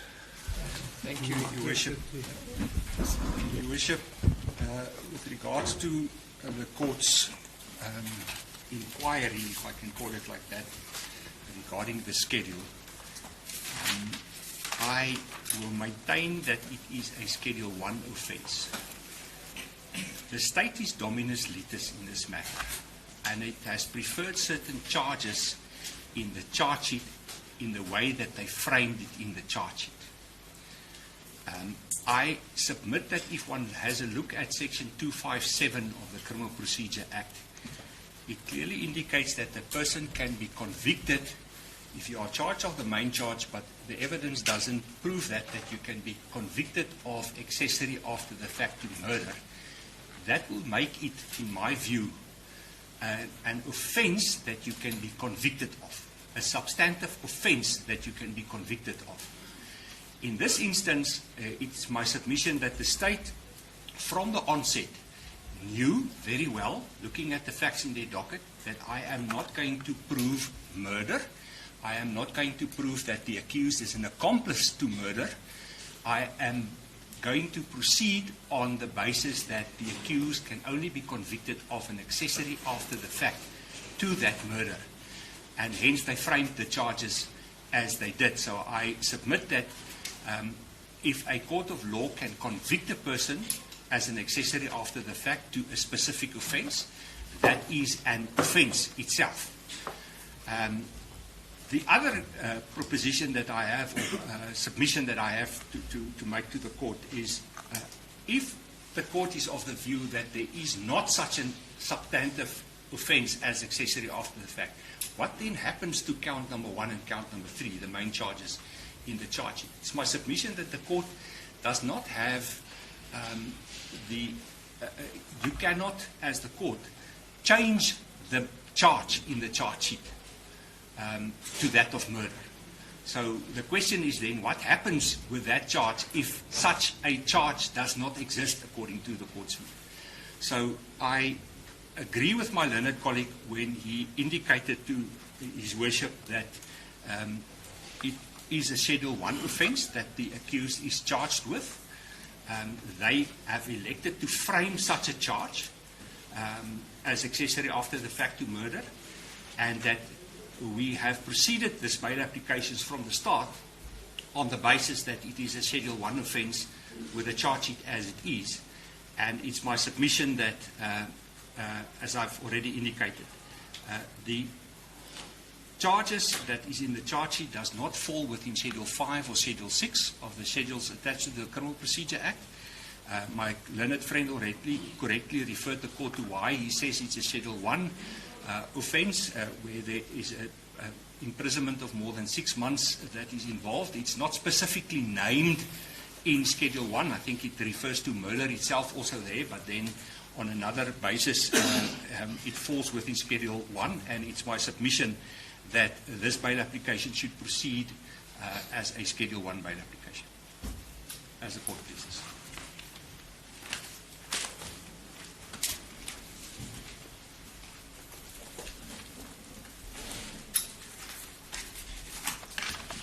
Is there a response or reply from the state side?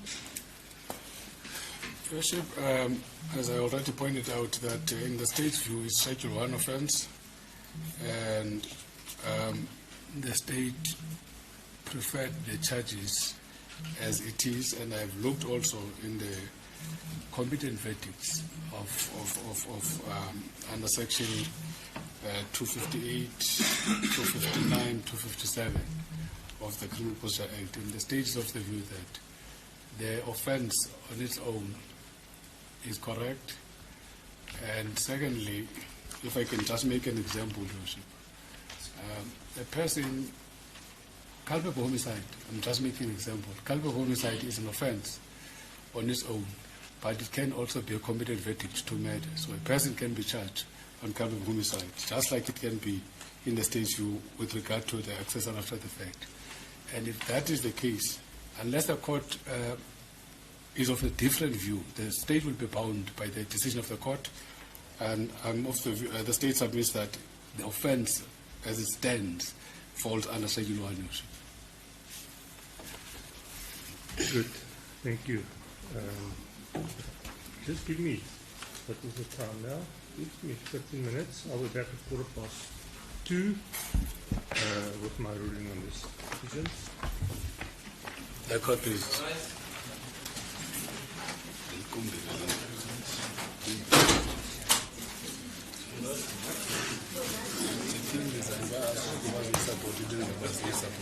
With the same alternative of defeating or obstructing the administration course of justice. Both the parties addressed the court on this issue. Both parties is still of the view that it falls under Schedule 1 of the Act. It is important because there is a shift in the burden of proof when it's a Schedule 1 or a Schedule 5 bail application.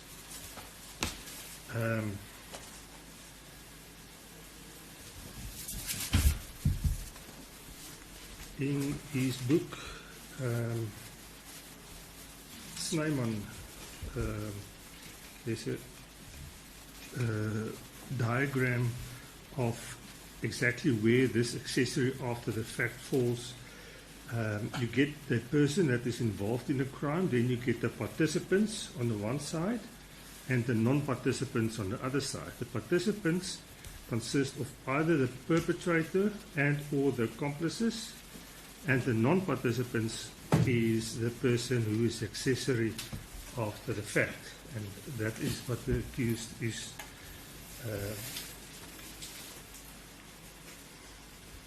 charged with in inverted commas.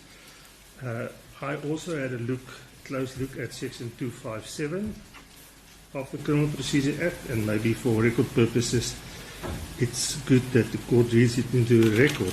If the evidence in criminal proceedings does not prove the commission of the offence charged, but proves that the accused is guilty as an accessory after that offence, or any other offence of which he may be convicted of the offence charged, the accused may be found guilty as an accessory after the offence, or as the case may be, such other offence, and shall, in the absence of any punishment expressly provided by law, be liable to punishment at the discretion of the court. And then there's a provision. The court is still of the view that the charge as put here, accessory after the fact of murder, does not constitute an offence itself, but the person is convicted, may be convicted as an accessory or an accomplice, what the case may be, on the charge of murder. Because the Act clearly states here, if the evidence in criminal proceedings does not prove the commission of the offence charged, but the lesser offence as an accessory after the offence, meaning this section refers to the offence and then the accessory after the offence. So there's a clear distinction between that, and the charge should be the main count, and then he, if I understand this section correctly, be convicted as an accessor after the fact. So the ruling of this court is that the schedule that the court is going to adjudicate this matter on now becomes a Schedule 5 bail application, which means that the onus is therefore on the applicant. Now, this is a change in the position of the accused or the applicant. My suggestion and to the parties would be that although the person that carries the burden of proof normally starts the application, the state already started now with the application and they've submitted all their evidence. I don't think that it is necessary that we change the order of this bail application. But the defence should just then keep in mind now that the court is dealing with a Schedule 5 bail application, and that at the end of the day the court will adjudicate this matter as a Schedule 5, where the onus is on the applicant to indicate to the court that it's in the interest of justice that he should be released on bail. May I just inquire from the court now, if the court says it's a Schedule 5, there's nothing changed in the charge sheet itself? Well, I can't change the charge sheet, Yes. but from what I've heard here, and the evidence and the arguments by the state that the charge is one of murder, and I consider that as a charge of murder. Although it's not amended on the charge sheet. Yeah. Thank you. Bishop, I have, when the court went into chambers to decide on its ruling, I had certain discussions with my learned colleague. Obviously, I've prepared an affidavit that is based on a Schedule 1 offence. There is actually just one aspect that I need to clarify with the accused, and then I'm going to proceed on the same affidavit. It's only the schedule that changes, because it's referred in the affidavit as to Schedule 1. The court has now ruled Schedule 5. May I ask that we have a 2-minute adjournment that I can just explain to the accused and make the necessary amendment to the affidavit and let it be signed and initialed again. My learned colleague is fully aware, or colleagues are fully aware of what we intend to do in order to proceed with this matter. Good. Gents?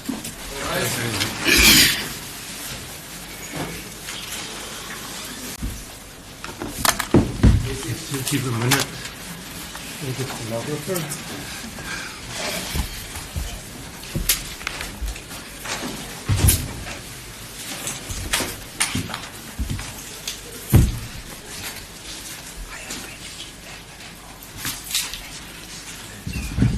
Mr. Fafis?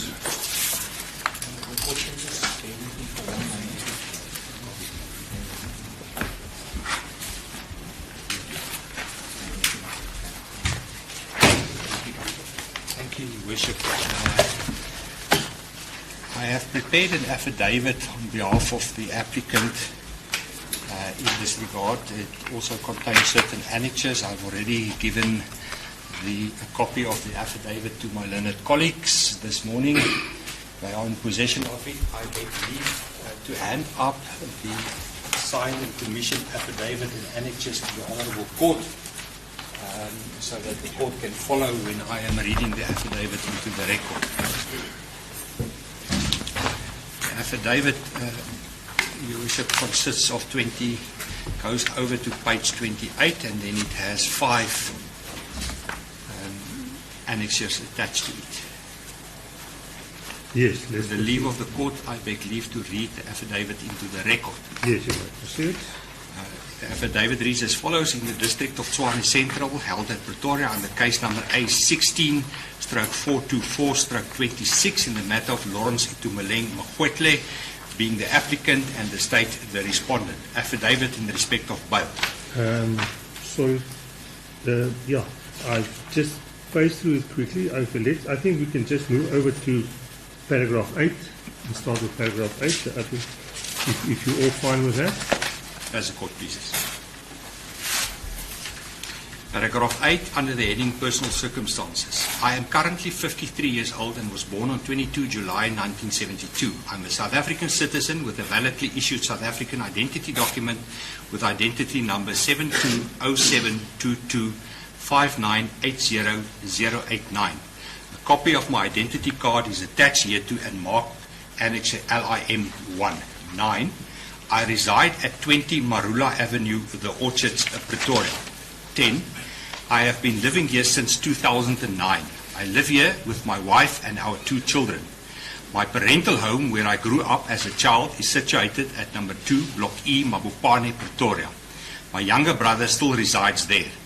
This address is also known to the investigating officer, as he had visited the said address on 23 May 2026 to take possession of my state vehicle that was parked there prior to my arrest. 11.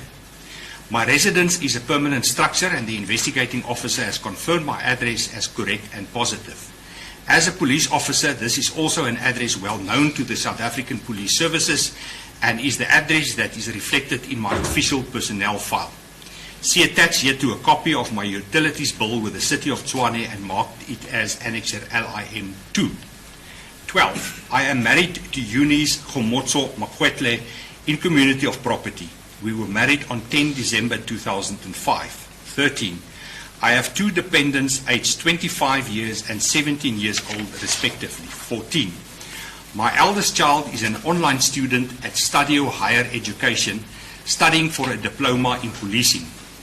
I pay tuition fees for him in the amount of 10,000 rand per semester. As stated, he still resides with me in the house and he is wholly dependent on me and my wife. See attached Annexure LIM 3. 15. My second and youngest child is in grade 10 in the Kiro Academy in Soshanguve and his school fees amount to 4,300 rand per month. See attached Annexure LIM 4. 16. I am employed in the South African Police Services as a captain in the Forensic Science Laboratory, ballistics unit situated at Silverton. I joined the SAPS in 2002 and started working in the ballistics unit in 2005. I have thus been employed by the SAPS for the past 24 years and 21 years in the ballistic unit. 17. I earn a gross salary of 40,000 rand per month and my net salary is approximately 25,000 rand per month. 18. My spouse is self-employed. She has an optometrist practice since 2003 known as E.K. Magwetle Optometrist, situated in Roslyn, Pretoria. She earns approximately between 40 and 50,000 rand per month after all expenses of the practice have been paid. 19. I do not enjoy good health. I suffer from high blood pressure and I am on chronic medication. I have been diagnosed with high blood pressure since 2009. I use prescribed medication, Lomanor 5 mg once a day. I also suffer from gout and take chronic medication for this condition. For this condition, I use Puricos 300.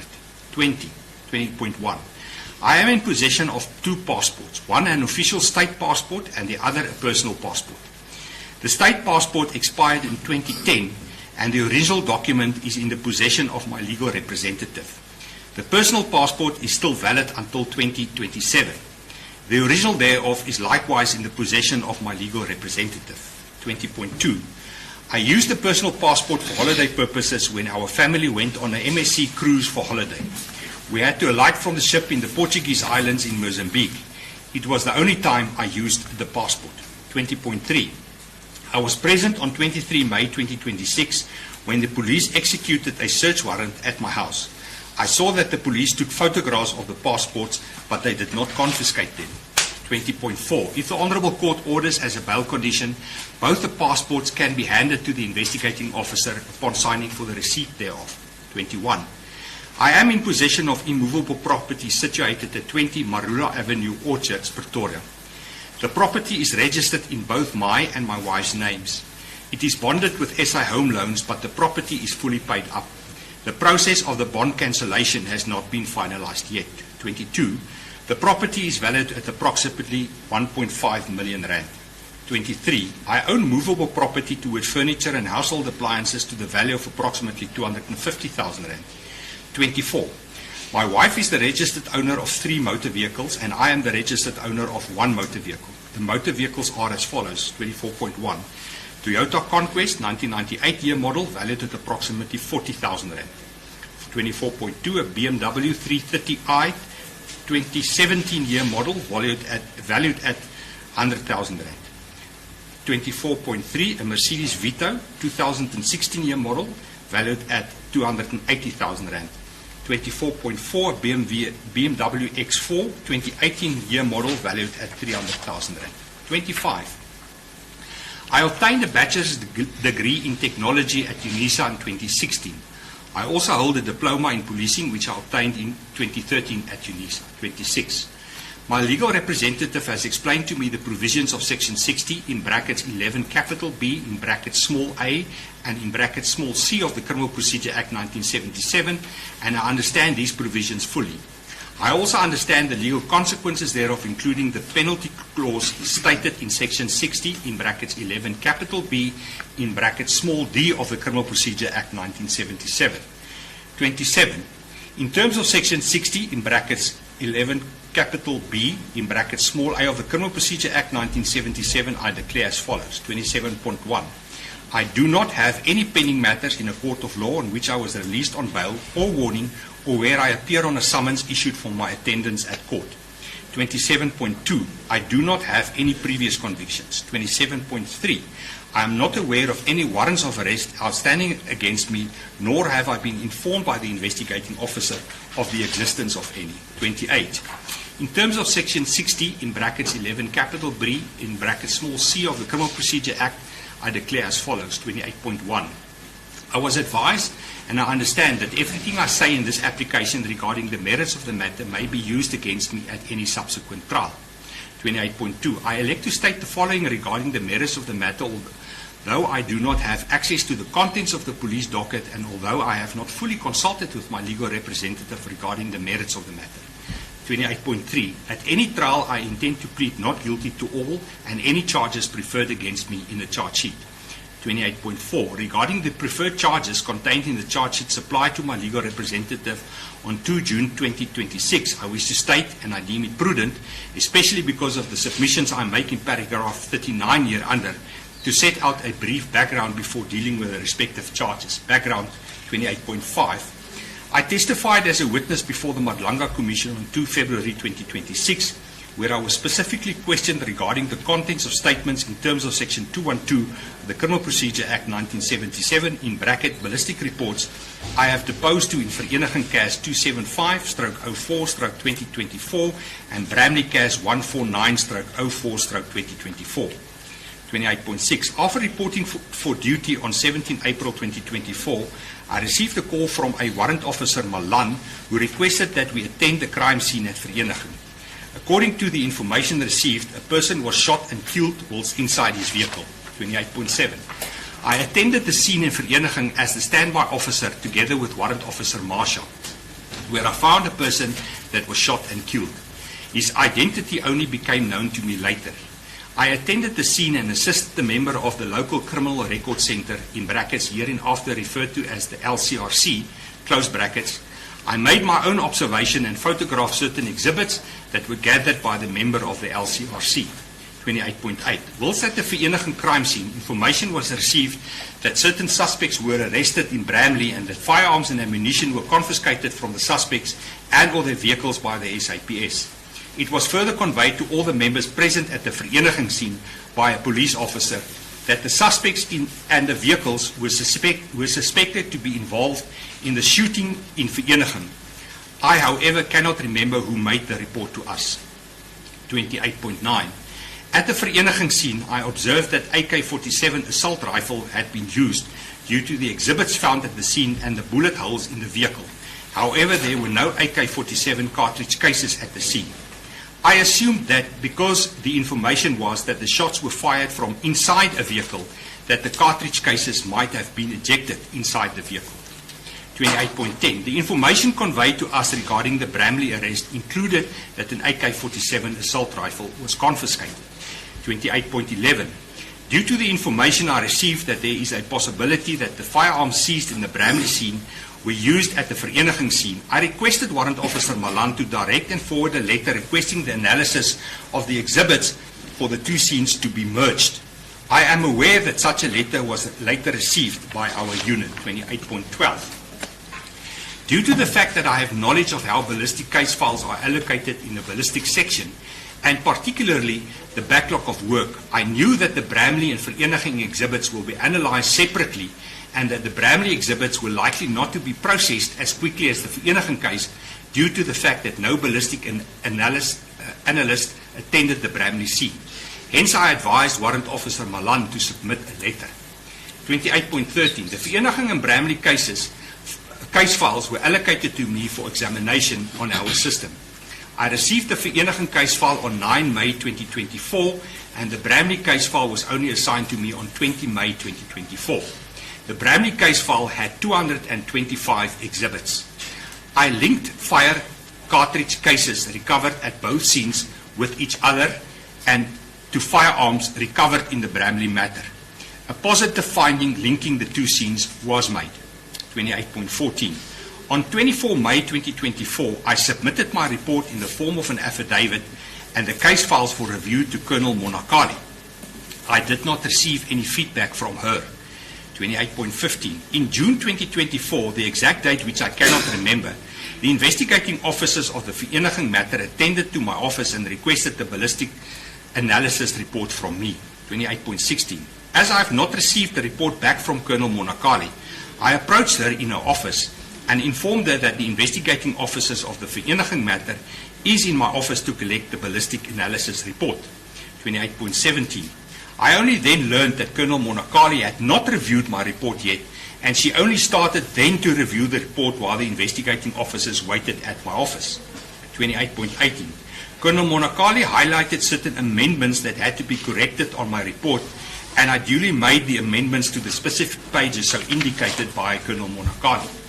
I printed the amended pages and merely attached it into the report that was already dated and commissioned. 28.19. I took the report back to Colonel Monakali to indicate to her that the amendments were affected to the report and then gave the reviewed version of the report to the investigating officers and they left the building. At no stage did Colonel Monakali indicate that she needed more time to review the report. I will revert to this process later in this affidavit. 28.20. After the issuing of the report, a second ballistic report was compiled by me regarding 2 bullets that were retrieved from the body of the deceased during a post-mortem conducted on him. After examination thereof, I linked the 2 bullets to the firearm found in the Bramley matter, in brackets AK-47, close brackets. I therefore again positively linked the 2 scenes with each other. This report was dated 14 October 2024. 28.21. On 21 October 2024, I received an email from Colonel Motsepe, one of our commanders at the ballistic section, instructing me to attend to queries that the senior prosecutor in Vereniging had sent to him via email on 11 October 2024 regarding errors in my ballistic report that she received from the investigating officers. 28.22. I attended to the queries and rectified the errors indicated by the prosecutor. 2 errors were identified by the prosecutor. I rectified the mistakes again, only attached the amended pages to the existing report. I did not commission the report with a new date. Thus, the report forwarded to the prosecutor was again dated 24 May 2024. 28.23. At the time of typing of my second report, I used the first report as a template to work on.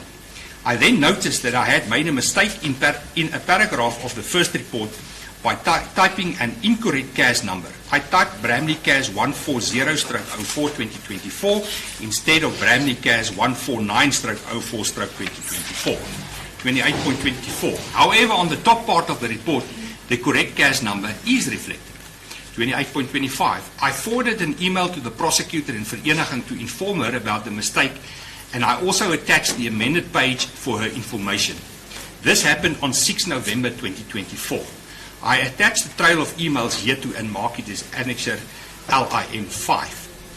28.26. The prosecutor thanked me for my second report and indicated that the amended page will be replaced. She further indicated that the investigating officer would contact me to collect the originals. 28.27. It was alleged that at the time I handed the report to the investigating officer, I had mentioned that the Vereniging and Bramley cases are linked to other high-profile cases.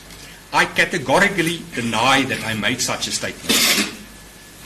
28.28. It is worth mentioning that the ballistic expert does the analysis according to a written request he or she receives from the case file. 28.29. Doing the analysis I had done on the two case files mentioned above, that analysis would not reveal any linkage to other cases. The analysis done by the ABIS system will reveal that information. At the time of handing over the report to the investigating officer, the two case files had not even been handed over to the ABIS office, let alone been acquired on the ABIS system.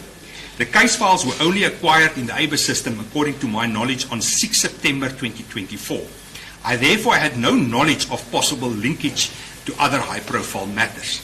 28.30. It is now alleged by the prosecution that not only have I submitted unreliable expert reports, but also that I deposed to a number of contradictory Section 212 reports from the same exhibits. 28.31. I deny that any errors in the report, those pointed out by the learned prosecutor in Vereniging, and the one I noticed personally, and those only discovered later, were made to defeat or obstruct the administration or the course of justice. Conveniently, the several positive linkages I had made are ignored. 28.32. All the copies of my report are dated and commissioned by a Commissioner of Oaths on 24 May 2024. I merely inserted the corrected pages into the existing affidavit. 28.33. I deem it of utmost importance to explain the process when this report was generated. Upon completion of my examination, I printed 4 copies of the report. Each of the copies was signed and dated and commissioned on the same day. Thus, there were thus 4 originals. 28.34. The purpose of the 4 reports in this instance was for the reports to be filed in the respective case files. In brackets, one in the Vereniging and one in the Bramley case file, close bracket, and one each to be forwarded to the respective stations, thus a total of 4. 28.35. When I amended the pages as referred to above, I merely placed it in any one of the 2 reports on the case files and forwarded it to the prosecutor. I did not make a supplementary affidavit, and I certainly did not backdate a signed and sworn statement, as is now alleged. 28.36. After my ordeal with the investigating officer on 7 January 2025, my office conducted an investigation called a non-conformance assessment procedure. The process was led by Colonel Motsepe. During this process, a further error was pointed out. I then deposed to a supplementary affidavit in this regard. Upon consultation with the state advocate, an error regarding a disposal date was pointed out to me. I have also now been advised that the further error that not I, or the prosecutor, or the non-conformance assessment process, or the state advocate had picked up had been identified. 28.38. I further deny that my actions by following the procedure as mentioned above to amend and correct the affidavit were unlawful or done with the intention to commit any offence. I submit it was done to correct an affidavit, in brackets report, close the bracket, that had errors. 28.39. I must also indicate to this Honourable Court that on the day the report was handed to the investigation team in the Vereniging matter, it was indicated to me that the report was required as a matter of extreme urgency. I informed Colonel Monakali about the urgency of dealing with the matter that day. The process that day to hand over the report was not in line with the usual procedure. 28.40. Usually a report is scanned and loaded onto the system where every police station, such as Vereniging or Bramley, and the investigating officer can access the report from there. If an original is needed, the investigating officer will uplift it from the case file in the case management office. 28.41. I also emphatically deny that I had, I start again, 28.41. I also emphatically deny that I unlawfully and intentionally engaged in conduct by submitting unreliable expert reports and or prevented my peers from reviewing the reports. which conduct was intended to protect the accused in the vereniging matter from facing successful prosecution. I dismiss the allegation contained in count 1 and its alternative charge with contempt. 28.42. It is also alleged that I made sure that the recovered firearms were not subjected to further examination to the IBIS system, for that system to not link the firearms to other crime scenes around the country. I also deny that I retrieved the recovered firearms from the queue from the IBIS system before it was allocated the case file number. It is only the case files that are handed in at the IBIS system. The firearms are stored in the safe, my emphasis. 28.43. At first, the case files were delivered at the IBIS office, where it landed up in the back of the queue of approximately 20,000 other case files. After I completed my second report as referred to above, I decided to request a favor from the IBIS office to prioritize the examination. 28.44.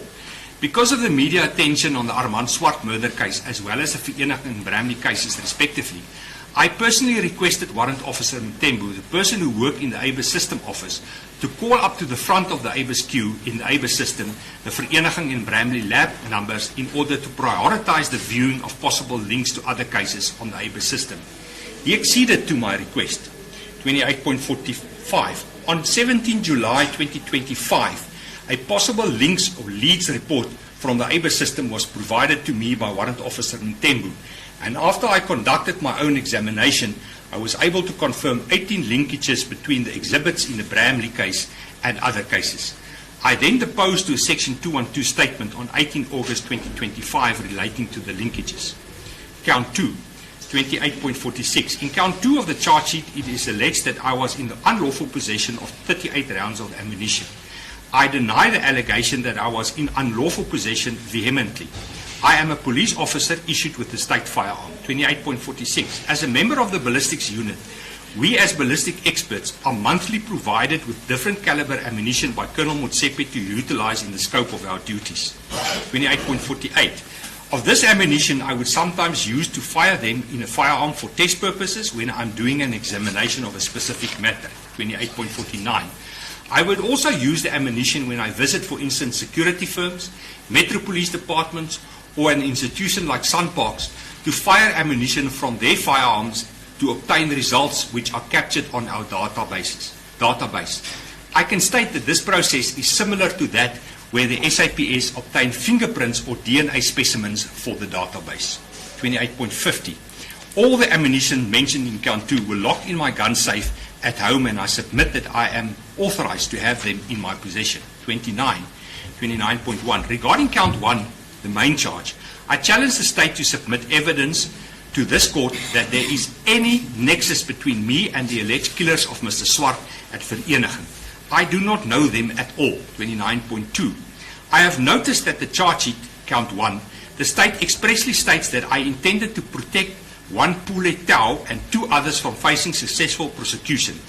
It is also mentioned that I was aware that the murder of Swartz had just been committed, and his colleague, Warrant Officer Pule Tau, in brackets, Detective Warrant Officer in Pretoria Central, close brackets, and other 2 members of the public were arrested. 29.3. I state emphatically that I have never met Warrant Officer Tau or had any knowledge about him or where he was stationed. I now know that Warrant Officer Tau was stationed at the Detectives Unit in Johannesburg and not Pretoria Central SAPS. 29.4. Technically, he is my colleague, but so are thousands of other police officials. I challenge the state to provide any tangible evidence that provides proof of any relationship or contact prior or after 17 April 2024 between me and Warrant Officer Tau. I also challenge the state to provide any evidence that any of the other 3 accused in the Swart matter have any relationship or contact with me prior or after 17 April 2024. 30.1. In the preamble to the charge sheet, the following is averred. It transpired that his death was as a result of whistleblowing by his colleague who was going to implicate one of the accused's brother. Inserted, close the quote. 30.2. I have witnessed that in media reports after my first appearance on 25 May 2026, it was reported that it is alleged by the state in the charge sheet that one of my brothers was to be implicated by the whistleblower. 30.3. I categorically deny that any of my brothers were to be implicated in any irregularities with Transnet tenders by the whistleblower. Count 3, paragraph 31, paragraph 31.1. I deny the allegations contained in the count. 31.2. This is a matter that was initially to be tried in the Polokwane High Court, but for reasons unknown to me, it was moved for trial to the Thohoyandou High Court. I consulted with the state advocate who prosecuted the matter, and certain errors in my ballistic report were identified. 31.3.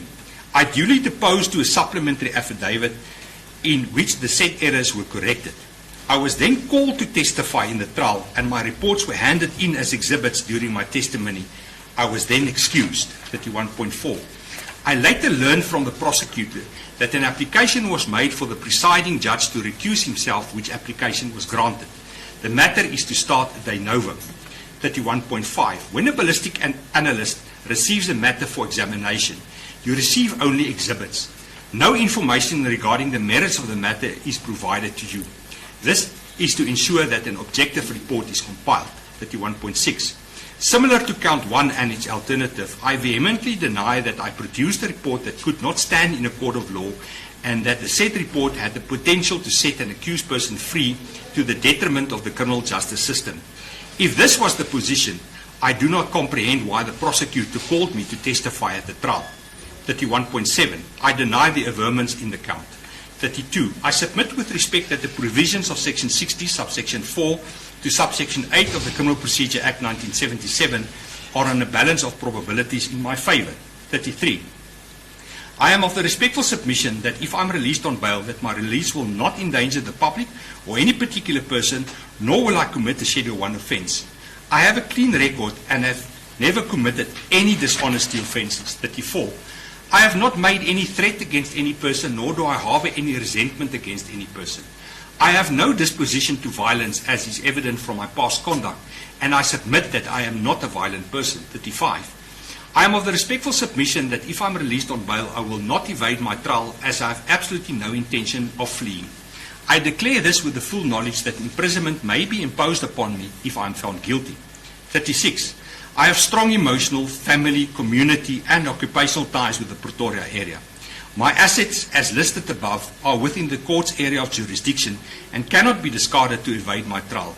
I also will not abandon my wife and children to evade my trial. 37. I also cannot, if the Honourable Court has a look at my personal circumstances, afford to forfeit any amount of bail. My wife's income is also nowhere near enough to properly take care of herself and our children, nor the monthly expenses in our household. 38. I have no family and or friends who live in any foreign country, and all my immediate family is residents of the Republic of South Africa, and they live in the Greater Pretoria area. 39. I submit with respect that the state does not have a strong case against me. I submit that their case is weak and that there is no incentive for me to evade my trial. I am confident that I will be found not guilty in this matter. In any event, I submit that through enforceable bail conditions, my attendance at court can be secured. I can provide explanations for my actions regarding the reports in dispute. 40. I will not influence or intimidate witnesses, nor will I conceal or destroy any evidence. 41, 41.1. I am familiar with the identity of some of the witnesses and the evidence which they may bring against me. I, however, do believe that the witnesses should have made statements against me by now and have agreed to testify in the trial. I will therefore not be able to influence them to change the slant of their affidavits. 41.2. On 7 January 2025, I was at my parental home celebrating my younger brother's birthday when I received a call from one of the investigating officers of the Vereniging matter. She requested to see me immediately. She indicated it had to do with my report. 41.3. I indicated to her that I was on leave and would only return to my office on 13 January 2025. 41.4. She insisted that she needed to see me as it concerns the ballistic reports I deposed to as mentioned above. She indicated that if the corrections are not confirmed, that the matter would be struck from the court roll. I then agreed to meet her, and a meeting was scheduled at the Luati police station that same day. 41.5. When I arrived at the Luati SAPS, she was in the company of several other heavily armed male persons, and I was interrogated by her and then for a few hours. 41.6. The investigating officer and the other unknown males in the company insisted that I should take them to my office in Silverton to obtain the case files for the Vereniging and Bramley cases. 41.7. Without going into too much detail, the investigating officer and my superior officer, Brigadier Mkabela, then had a telephonic discussion in which the investigating officer insisted to go to the office as the matter could not wait until the next day. Brigadier Mkabela indicated that he would contact their commander. 41.8. After much deliberation and further interrogation, it was discovered through information from Colonel Lesu, the head of the case management in the ballistic section, that the case files for the Vereniging and Bramley cases had already been sent to KwaZulu-Natal for further examination. They were no longer available at our office. It was then that the investigating officers insisted that we must leave to KwaZulu-Natal. 41.9. After suggesting that we stop at my house to fetch a jersey, which I refused due to the safety concerns I had at the time, we then drove to Silverton. 41.10. We eventually landed up at the laboratory in Silverton, and the investigating officer and 3 other male individuals then entered my office and requested me to enter my password into the computer for them to gain access to the ballistics report I prepared for the Vereniging and Bramley cases. I printed out the reports I had on my desktop and gave it to her. They also threatened to confiscate my work computer. 41.11. Eventually, other police officers arrived at the laboratory and intervened in the situation. The investigating officer and her team then left our premises without confiscating my work computer. However, I am aware that my computer was later, after this incident, confiscated and investigated. 41.12. I then registered the case of kidnapping on 8 January 2025 against the investigating officer and a team at the Luati police station. The matter is currently being handled by the Independent Police Investigative Directorate, in brackets, IPID, close brackets. Luati CAS 118/01/2025 refers. 42. I am not aware of the state of investigation of this matter. I, however, submit that through effective and enforceable bail conditions, any communication with any witness can be prohibited. 43. I have heard that the state fears that I may interfere with the investigations. I submit that there is no likelihood that I will interfere with the investigations in this matter. I submit that there is no reason for me to interfere, as the reports, case files, exhibits, and computers are already in the possession of the state or have been examined and investigated. 44. I have known about the allegations since January 2025, and I have in no way interfered with the cases. I submit with respect that this matter must have been investigated for months now, and the investigations must be near finalization. I challenge the state to provide the court with evidence satisfying this court that there is a likelihood of interference. 45. I submit that unless proven otherwise, I have no relationship with any state witness, and I therefore cannot influence or intimidate them through our relationship. 46. I do not have any access to evidentiary material, nor is there any evidentiary material still in my possession. I have not been approached by the investigating officer to submit any evidentiary material to him. A search and seizure warrant was executed at my house on 23 May 2026, and several devices and documents were seized. 47. I often, due to my workload, work from home. I consider my home as a second workstation. I do most of my administrative tasks from home, and I simply do not have enough time during the office hours to perform those tasks. 48. It should be noted by this court that my office's area of jurisdiction for attendance to crime scenes cover Gauteng, Limpopo, Mpumalanga, and Northwest provinces. It also includes part of the Northern Cape province. 49. The reports confiscated from my home on 23 May 2026 includes copies of reports regarding the Vereniging and Bramley matters. I testified regarding all my reports before the Madlanga Commission on 2 February 2026, and all reports regarding this incident were in my possession for preparation for my evidence there. There is nothing untoward in my possession thereof. Other reports are in my possession to be used as references and information purposes when I compile, for instance, crime scene reports. I have completed more than 3,500 examinations. 50. I have no intention to undermine or jeopardize the proper functioning of the criminal justice system, including the bail system. I have also not disclosed any false information to the investigating officer or this court at any stage. 51. It is my respectful submission that if I'm released on bail, that release on bail will not undermine the public peace or security, or that it will disturb the public order. 52. I submit that the offence that I'm charged with is not likely to induce a sense of shock or outrage in the community where it was committed if I'm released on bail. It will also not lead to public disorder if I'm released on bail. My safety will also not be jeopardized by my release. 53. I can afford bail in the amount of 10,000 rand. It will be paid by myself. 54. I will adhere to any additional bail conditions, including reporting to the Acacia police station as my nearest police station and or handing in my passports. 55. Since the allegations surfaced against me in January 2025, and even after my testimony at the Madlanga Commission, no disciplinary action was instituted against me by my employer. I have now been in custody since 22 May 2026, and I have not been advised of any intention by my employer to suspend or to transfer me to a different unit. 56. Since my promotion to the rank of captain, I am now assigned to the ABIS section. I no longer examine exhibits and draft reports. I was transferred to this section in December of 2024. 57. I beg the court to release me on bail. Your Worship, this affidavit was signed on today's date, being the 9th of June 2026 by the applicant before court. It was also properly commissioned by a Commissioner of Oaths.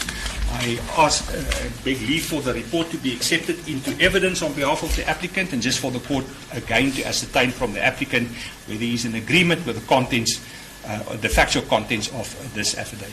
Mr. Makhmatur, have you heard what was read out here by your legal representative? Yes, Your Worship. Do you confirm this evidence is correct, or this statement is correct? I confirm, Your Worship. This will then be what? Exhibit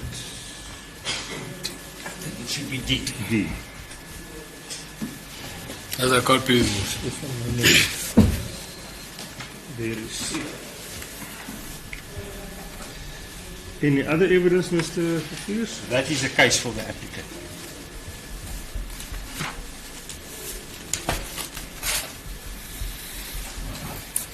Are you in a position to address me? Your Worship, I don't know whether we're now going to change the sequence of address, because Yeah, I think so. I am in a position to address, but my learned colleague indicated that maybe it's prudent that we address on the same date, and also in light of the fact, I think again that the applicant has to leave back to prison before 15:30, so it's not going to leave enough time to complete the addresses. What is left is basically the two of you to address me and then judgment. So if we have to arrange a date, I don't have a problem if we arrange, depending on your availability, 2 days or just give me a day in between. We indicated with permission of the court that we can address you on Thursday, that is the 11th. Yeah. And I don't think we're going to be the whole day. If the court is not in a position to hand down judgment in the bail application on the 11th, then we will have to look at another date. That we have not done at this point in time. I also confirm, Your Worship, that we're proposing Thursday, this coming Thursday for address. Good. Yeah, you will both appreciate the fact that I need time to go through everything again. Yes. I would suggest then, yeah, we can provisionally arrange a date for judgment then, either the 18th or the 19th. It's a week after. I think the 19th will be better. Because I'm not here. Your Worship, I am not available on any of those dates, but I'll try and secure somebody to sit in on my behalf just for the judgment. I suggest the 19th, Your Worship. 19th. Yes. Okay, so at this stage I'm remanding it till the 11th, but we also reserve now the 19th for judgment purposes.